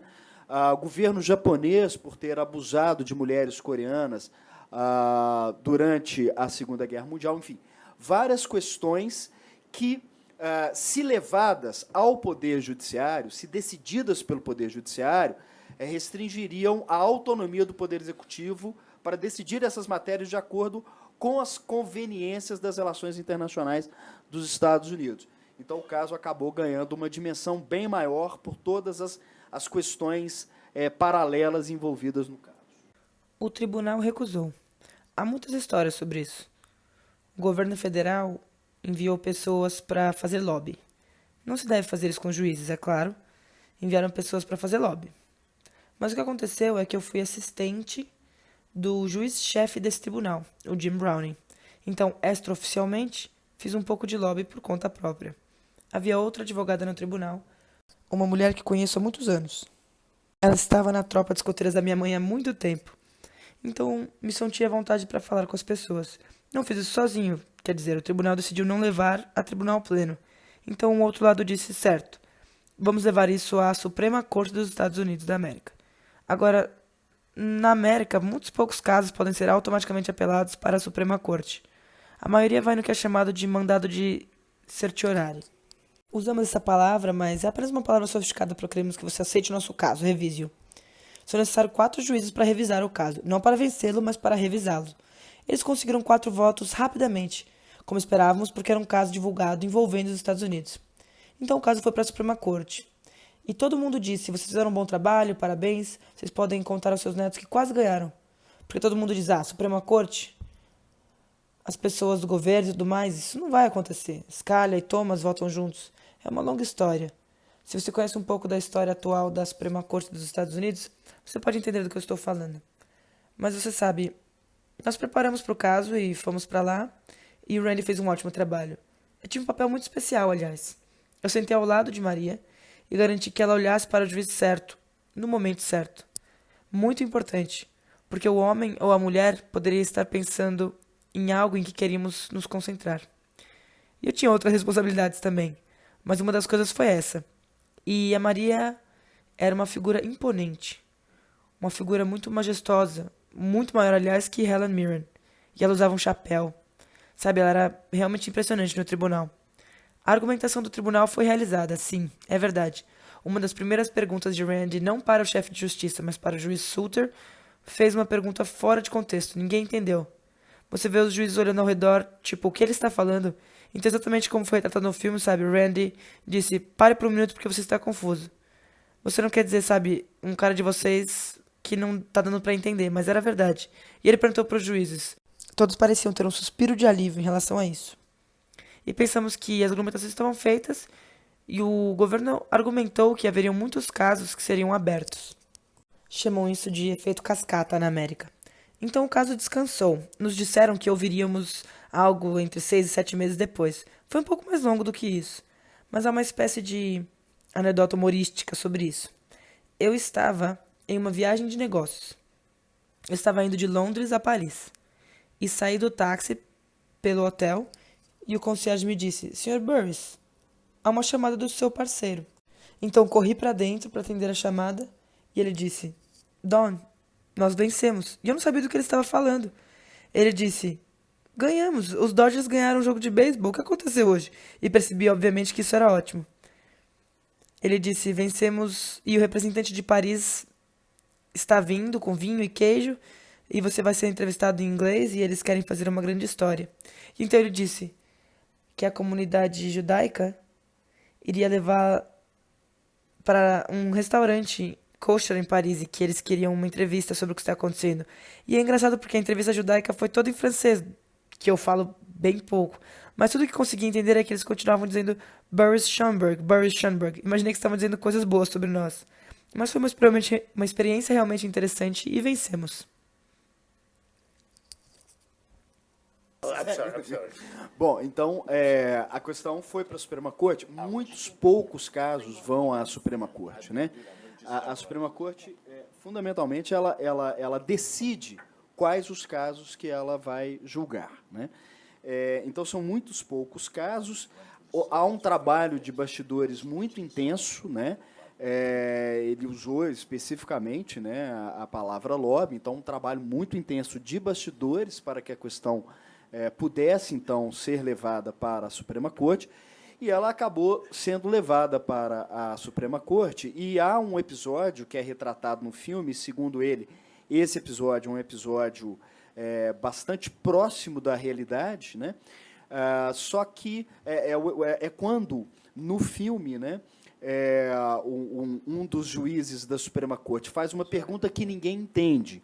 A única mudança, né, é que aquela pergunta não foi feita pelo presidente da Suprema Corte, que na época era William Rehnquist, mas foi feita por um de seus juízes, o Souter. O Don conta que, quando saiu o resultado, né, porque os julgamentos da Suprema Corte não são necessariamente públicos, então, muitas vezes, houve uma sessão, né, uma sessão na qual o Randy Schoenberg e o Don Burris compareceram, fizeram a sustentação oral, mas o julgamento mesmo não ocorre naquela sessão. O julgamento pode ser... O resultado é, muitas vezes, comunicado posteriormente, foi o que aconteceu. Então, quando o Don estava na Europa, ele recebeu um telefonema do Schoenberg comunicando isso, né? E aí houve uma movimentação muito grande da imprensa francesa e da comunidade judaica na França para conversar com o Don sobre esse caso e sobre o resultado que eles haviam conquistado. Estou bem acostumado a escutar quando juízes ou juízes federais me mandam fazer algo, então vou ser rápido. Vou tentar começar a fechar aqui. Não acho que ela me consideraria em desacato, mas respeito seus desejos. Como vocês sabem, o caso foi decidido na Suprema Corte, processualmente. Então, temos que voltar todo o caminho até o Tribunal Distrital e julgar novamente. São mais 5 anos para uma mulher de 93 anos. Ao contrário de como foi no filme, ela não queria fazer isso e nós não queríamos fazer isso. Mas todo mundo nos Estados Unidos queria que passássemos esses 5 anos, porque tínhamos derrotado os vilões. E nós não estávamos levando o caso à Suprema Corte. Mas, como todos sabem, cabe ao cliente fazer o que o cliente deseja. Tivemos uma arbitragem na Áustria, exatamente como foi mostrado no filme. Um árbitro nosso, um do outro lado, e então escolheram um terceiro árbitro. Acabamos cerca de 9 meses depois, vencendo por 3-0. Nós até pegamos os deles. Uma pequena nota sobre isso. Como eu descobri, dessa vez estou em Pequim, em uma academia em Pequim e Randy liga, e disse que vencemos. Dessa vez eu sabia do que ele estava falando. Mas ele falou, quando estávamos praticando a advocacia, que ele queria me avisar quando tivesse coisas importantes. O que gosto de fazer é, se a juiz permitir, quero mostrar para vocês uma ideia do que aconteceu nos 20 anos desde então. Bom, então, essa vitória foi fundamentalmente para determinar a jurisdição, né, sobre a questão. E foi definido que os Estados Unidos teria jurisdição para decidir a questão. Mas, após essa decisão da Suprema Corte, o Randy e o Don eles optaram por um juízo arbitral na Áustria, né? Na própria Áustria. E nesse juízo arbitral na Áustria, eles foram vencedores. Foi reconhecida a propriedade da Maria Altmann em relação àqueles quadros. Encontramos a pintura do Picasso. Passamos anos de litígio com pessoas em Chicago. No final foi resolvido. E a pessoa que possuía a pintura era o neto do primeiro proprietário. Eu consegui 6,5 milhões de dólares por isso. Ele era um estudante de direito. Infelizmente, ele largou a faculdade de direito porque conseguiu 6,5 milhões de dólares. Se você conseguisse 6,5 milhões de dólares, largaria a faculdade de direito? Claro que não. Outra coisa interessante sobre o caso Bennington, é que a oponente, a mulher que comprou a pintura com seu marido que faleceu, tinha melhores amigos, chamados Ronnie e Nancy. Eles moravam na Casa Branca, em Washington, D.C. Ronald Reagan. Então, tivemos uma luta. Bom, então ele está falando de outros casos, né? A recuperação desse quadro, do Picasso, né? E um dos quadros que foram recuperados estavam com o casal Reagan, né? Ronald e Nancy Reagan, que foi presidente dos Estados Unidos. Essa era uma pintura perdida, e nós a encontramos. Então esse é um daqueles exemplos que falei que talvez surgiriam, e foi encontrado por um grupo na Europa. Eles nos contrataram. É encontrado, né? Em outras famílias ou em outras galerias, outros museus, e o escritório ele é contratado para buscar recuperar esse quadro e trazer para a família que os teve confiscados pelos nazistas. Tem uma história sobre esse. Escrevemos para as pessoas responsáveis e eles disseram: concordamos, uma pintura saqueada, queremos reembolsar a família. Concordamos que vale $1 milhão. Não tivemos que fazer muito trabalho jurídico. Tínhamos uma taxa contingente nesse caso. Legal, foi agradável. Ninguém realmente se desgastou. E é uma pintura legal. Certo, próximo. Esse próximo é um canaleto, uma pessoa muito famosa, fez muitos... Foi encontrado em um museu na França. Não em Paris, fora de Paris. Liguei para a advogada do museu. Ela foi muito simpática. Admitiu que era uma pintura saqueada, admitiu que valia cerca de 3 milhões de euros. Mas ela disse: não temos o dinheiro. Diga o que isso significa por um segundo. Então eles tiveram que arrecadar o dinheiro. Passei 1 ano e meio ficando nervoso com essas pessoas porque não conseguiam arrecadar o dinheiro. Não sei se você já lidou com os franceses, mas lidar com os franceses é uma história interessante. Estávamos prestes a desistir ou processar na Europa, o que é perigoso, porque realmente não conhecemos as leis. E recebo uma ligação de manhã, cedo, da advogada. Ela diz: estamos enviando dinheiro para sua conta fiduciária. Então funcionou muito bem para nosso cliente. E próximo. Tenho uma pergunta com isso. Pronto? Eu viajo pelo mundo e faço essa pergunta. Alguém nessa sala já viu um programa de TV terrível chamado Desperate Housewives? Conhecem? E admite isso perante juízes? Eu não sei o nome do programa em português. Back. É esse mesmo? Back. Just go back for a second. Esse era o plano de fundo que introduziu a pintura aos Estados Unidos de cima a baixo. É uma pintura muito famosa de Lucas Cranach. Uma pintura linda, pode valer $50 milhões ou quem sabe quanto vale. Este é um caso que foi e voltou nos tribunais federais. Ainda está lá, porque era de um negociante judeu. Mas então Hermann Göring a tomou. E então voltou para os holandeses. E os holandeses a venderam para um homem na América, que disse: minha família possuía essa pintura. Foi roubada pelos russos em primeiro lugar. Vocês já comeram estrogonofe de carne? Pois então, Capitão Stroganoff. A família desenvolveu a receita de estrogonofe. Posso dar a receita? Nós a temos. De qualquer forma, ele reivindicou e agora está em um museu em Pasadena, num lugar lindo. Quero contar uma coisinha. Há materiais que reuni para a palestra, incluindo fotos e afins. E estou disponibilizando-os através do José, que pode enviá-los por e-mail para todos vocês, cada um de vocês. E se gostarem como materiais de pesquisa, é um prazer e uma honra enviá-los. Esse é o homem. Sim, esse é o homem que foi interrogado. Eles encontraram 1.400 obras lá no apartamento comum. Pode passar para o próximo. Falando de outros casos, né? Então, um caso que, na verdade, os primeiros, aquele quadro Adão e Eva, né? Aqueles quadros Adão e Eva, primeiramente foram confiscados pelos russos, né? Tem um livro sobre as pinturas que nós recuperamos em nome da família, e é a mesma família que tinha a pintura de Adão e Eva. E conseguimos isso de volta dos holandeses. E tem uma história engraçada que os holandeses dissemos: não temos certeza se vocês têm o direito legal sobre elas, mas vocês têm o direito moral, com certeza. Reclamados, né? Reivindicados. Essa moça queria estar aqui na foto comigo porque sou tão famoso, mas essa pintura é famosa que recuperamos. Fizeram uma pequena cerimônia no Museu de Arte. Estou apenas encerrando com uma história muito breve. Há uma história que circula que Himmler, um nazista muito mau, foi entrevistado no início, enquanto estavam massacrando os judeus e roubando propriedades. E perguntaram a ele: entendemos por que você está matando os homens, porque eles podem lutar contra vocês. Entendemos por que está matando mulheres, pois elas podem dar à luz. Mas por que vocês têm de matar bebês?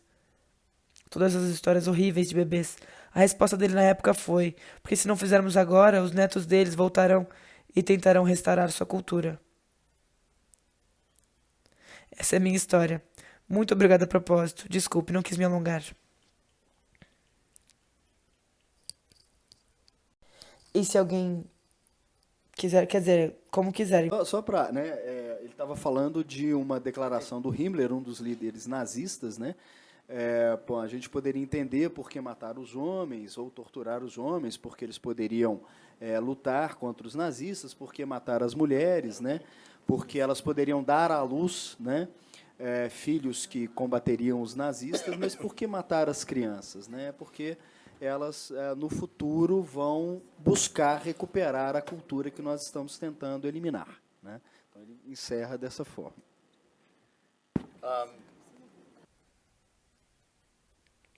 Tem alguma pergunta rápida ou algo que queiram saber? Sim.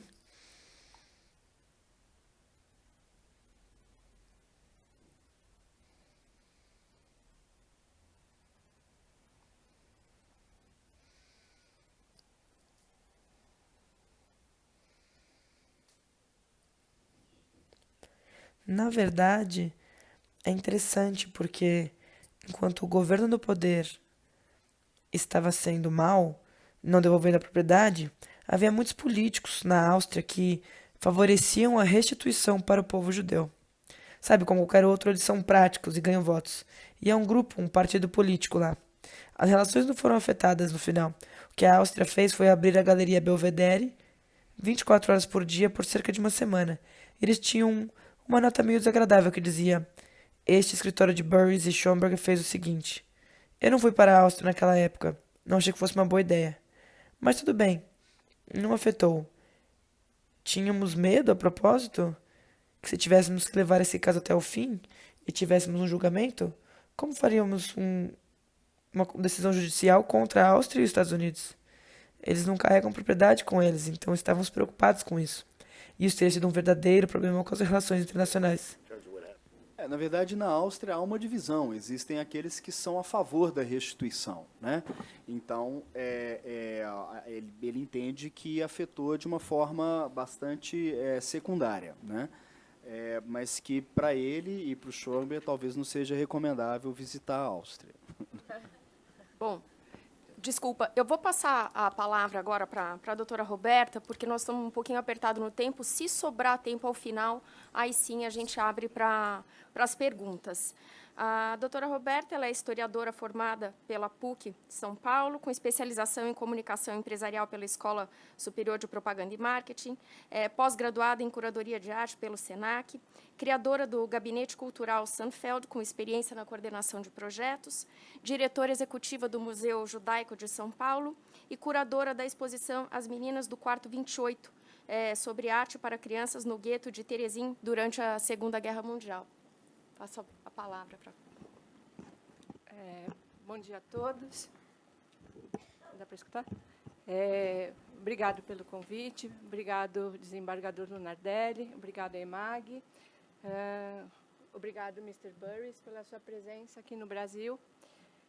E poder juntar direito e arte é uma paixão. Faz muito tempo que eu e meu marido tentamos fazer essa correlação entre o direito e a arte, então hoje é um dia bastante especial para mim.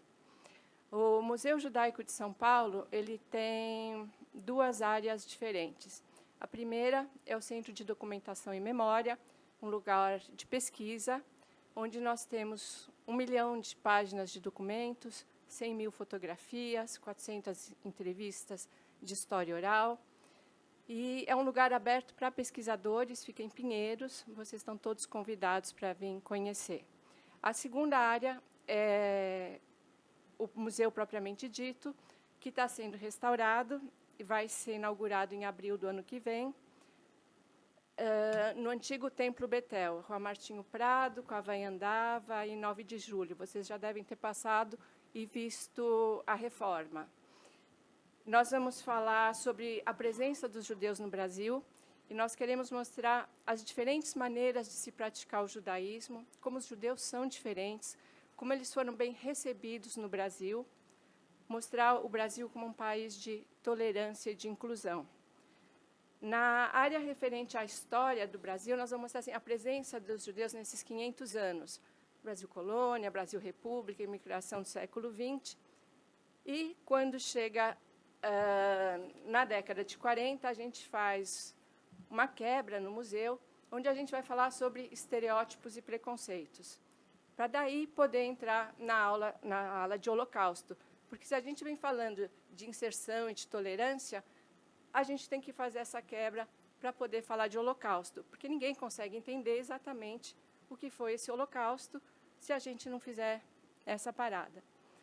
Bom, então, acho que aqui se junta com o que o professor Burris estava falando.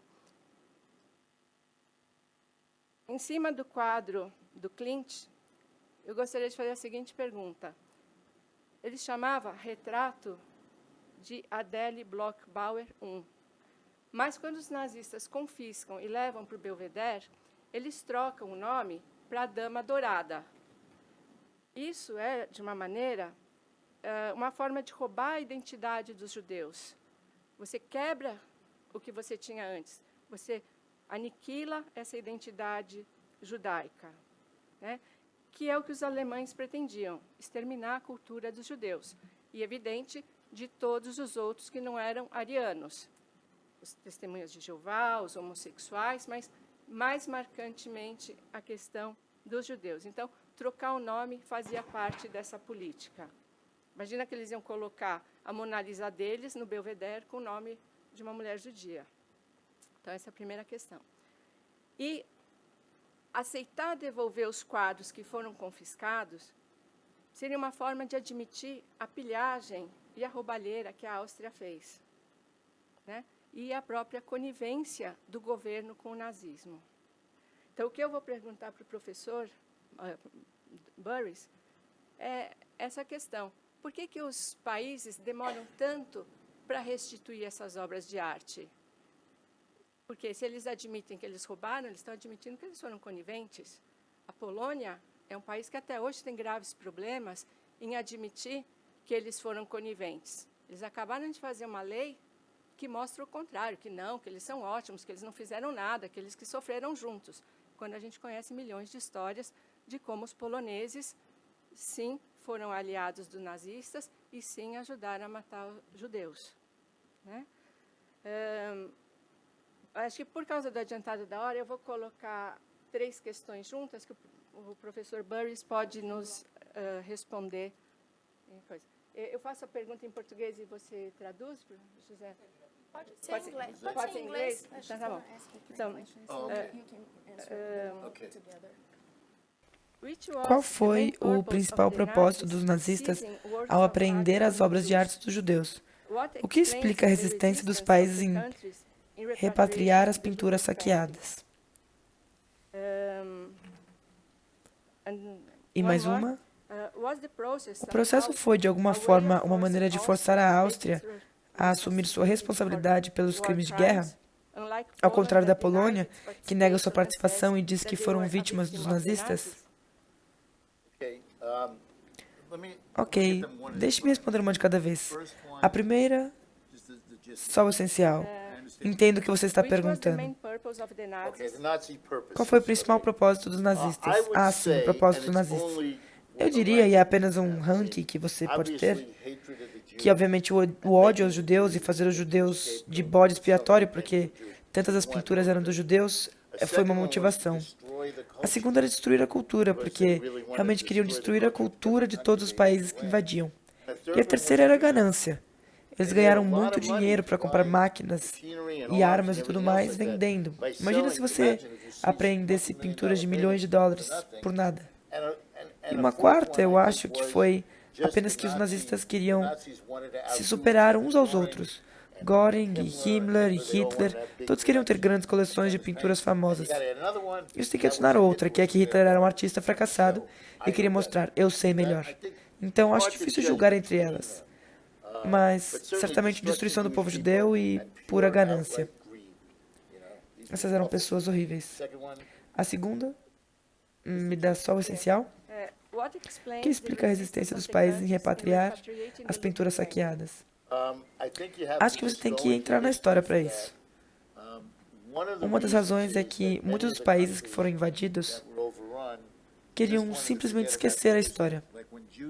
Como quando os judeus voltaram para viver em suas casas em certas cidades, em certos lugares, foram expulsos, às vezes à mão armada, especialmente na Polônia. Exato, especialmente na Polônia. Não só na Polônia, em outros lugares também. E não foi um tempo feliz para eles, porque outras pessoas que não eram judias tinham se mudado para as casas e tomado os negócios. Então, parte disso tinha a ver com o fato de que as pessoas queriam esquecer. E parte disso tinha a ver com o antissemitismo latente, sabe, infelizmente. E parte disso tinha a ver com praticidade. Oh, Desculpe. Parte disso tinha a ver com antissemitismo, parte disso tinha a ver com praticidade, como eles provariam para onde as pinturas iriam de outra forma. E outra parte disso tinha a ver com burocracia. Sabe, parece estranho que você coloque burocracia acima dos direitos humanos, mas acontece. Eu, como pessoa, sabe, estou ficando velho. Vou fazer 75 anos em setembro. Mas tem muito cabelo, vocês notaram?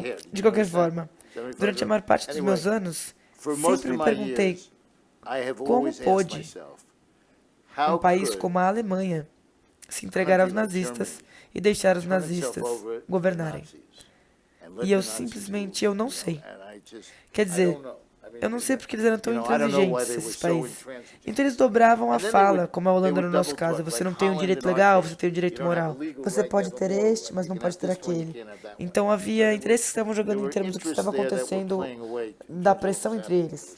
A terceira pergunta era?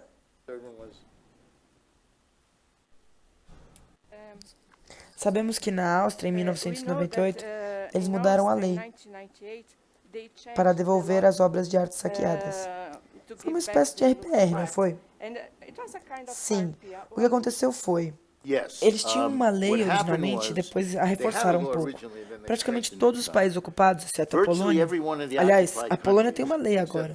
É uma lei horrível, que diz que não se pode falar sobre o Holocausto e outras coisas. É horrível. Então isso está indo na direção errada. Mas todos os países, sem ser a Polônia, disseram, a Polônia não tem estatuto, mas como os juízes, vocês saberiam e entenderiam que não é auto-executável. Não é como se você fosse lá e fizesse uma solicitação e obtivesse isso. É necessário processar com base na lei e eles foram muito restritivos na interpretação dela. E nós tentamos, mas tinha muitas litigações e na lei mais nova não funcionou por causa da segurança. Mas no final os árbitros foram justos e decidiram a nosso favor, basicamente.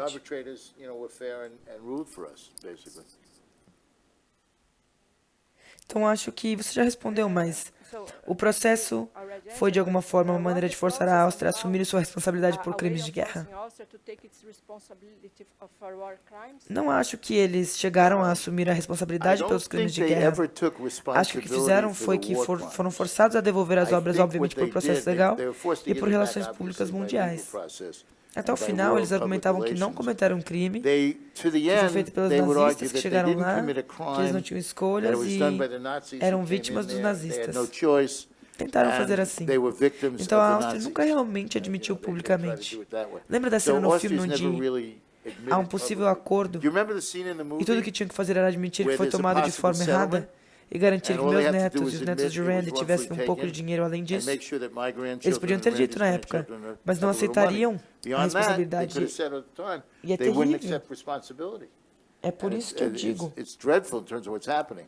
e estou That's muito preocupado why com o povo I judeu, say, mas, and I'm além very do povo concerned judeu, with Jewish temos que people, estar vigilantes but ao beyond the redor Jewish do mundo people, we have to be vigilant sobre a privação around the cultural world e sobre a about ideia de que você cultural pode, de alguma deprivation forma, and subjugar um about povo. the idea that you can somehow Não é nessa subjugate direção a que devemos people. estar indo. That's not where we're Uma das supposed pessoas to be mais going, you know. famosas que conheço One ou of the ouvi most falar famous sobre foi um people jogador I de know, beisebol chamado or I Jackie heard of, Robinson, que was a foi o baseball player primeiro named jogador Jackie negro na Robinson. América. He was the first E me black lembro player in de um de America. seus ditos, ele é And I um remember grande one herói of the meu. sayings he E had, ele he's a falou real assim, hero sabe, of você é mine, conhecido pelo que was, deixa para you know, trás. you're E known estou esperançoso de que, by what you leave na minha behind. instância And I'm limitada com o hopeful trabalho que estou that fazendo, in my que estou limited deixando algo instance with the positivo para as work I'm pessoas com doing, quem trabalho I'm leaving behind something e para as pessoas positive com quem for the converso. people I'm working for. Então seria um And, grande you know, and legado para people mim, I talk to. So sabe, se eu it would be descobrisse a que algumas great pessoas legacy foram to me, inspiradas de alguma you know, if I forma found out, a seguir essa you know, that some direção. people were E inspired realmente in some way isso permite que to você go in this seja, sei direction. que vocês são And really, juízes, sei que it vocês são enables you to advogados be, e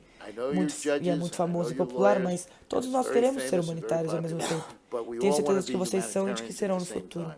I'm sure Então é you isso are, que eu and penso I know you will realmente. be in the future, so that's really Você sabe de algum caso no Brasil sobre restituição de arte saqueada? In Brazil about Sabe, é engraçado porque You know, falei no it's Canadá e funny, depois because fui I've been working, I've contratado spoken por, Canada, bom, eles chamam de Primeiras and then I was Nações, os hired índios, by, para they recuperar call them First artefatos e Nations fui Indians, contratado por algumas to get pessoas back na Alemanha artifacts.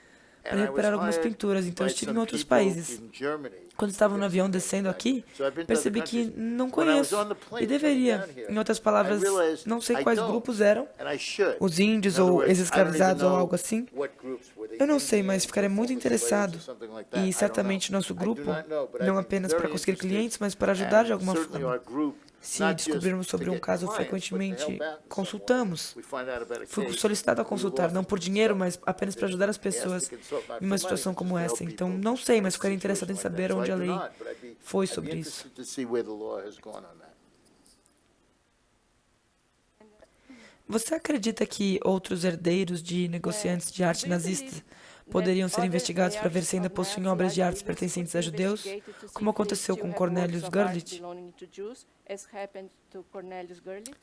Acho que tem que ser investigados. Não conheço muitos herdeiros dos negociantes nesse caso, mas há rumores.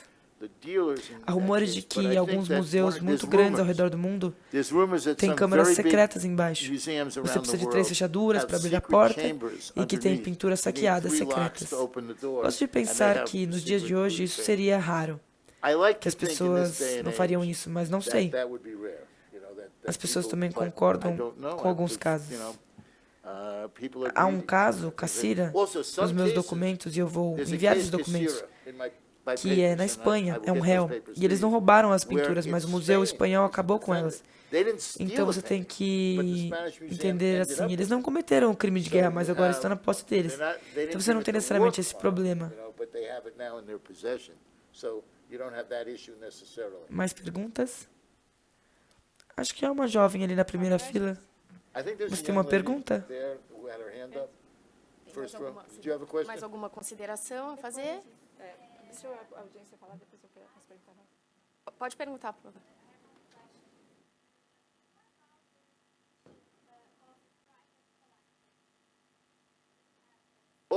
Sim, eu deveria mencionar isso, porque talvez eu deixei algo mal entendido. Mas a maioria dos casos não são museus e países. Isso foi raro, foi incomum. A maioria dos casos são galerias e museus e pessoas que possuem pinturas. Por exemplo, o caso do Picasso, que te contei, onde a mulher era muito amiga do presidente Reagan, totalmente, sabe, individual a situação. Então, a resposta é que a maioria dos nossos casos envolve realmente indivíduos que tentam argumentar que, eu não sabia, ou coisas do gênero, assim, processualmente.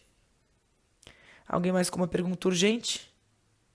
You want to get your money's worth? Quer Somebody's fazer buying valer a me lunch, pena? so Alguém está pagando meu almoço, então anyway. All right, you can ask him at você some pode time if you perguntar em happen algum to see him in momento the se você street. encontrar com I ele na really rua. appreciated, Realmente aprecio the invitation o to come convite here. I'm going to go para north. vir Where am I aqui. going? To Vou para o João norte. Pessoa. Para onde eu João vou? Pessoa, and I'm gonna João chair Pessoa. a, E vou presidir uma palestra por 3 dias sobre arte e cultura. Estou realmente empolgado com isso. Embora eu tenha ficado igualmente empolgado para falar no Tribunal de Apelações. Muito obrigado.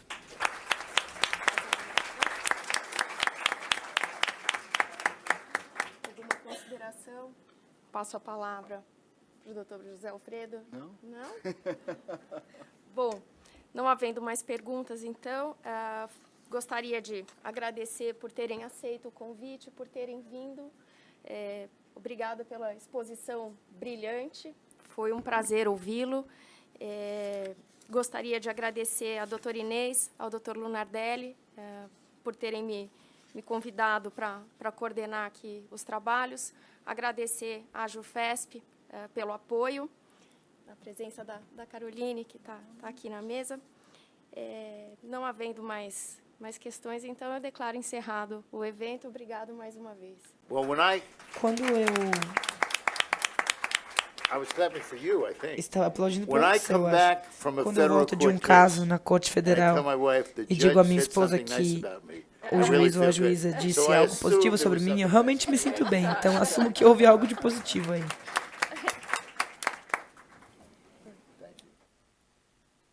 Jose, great job. José, ótimo trabalho.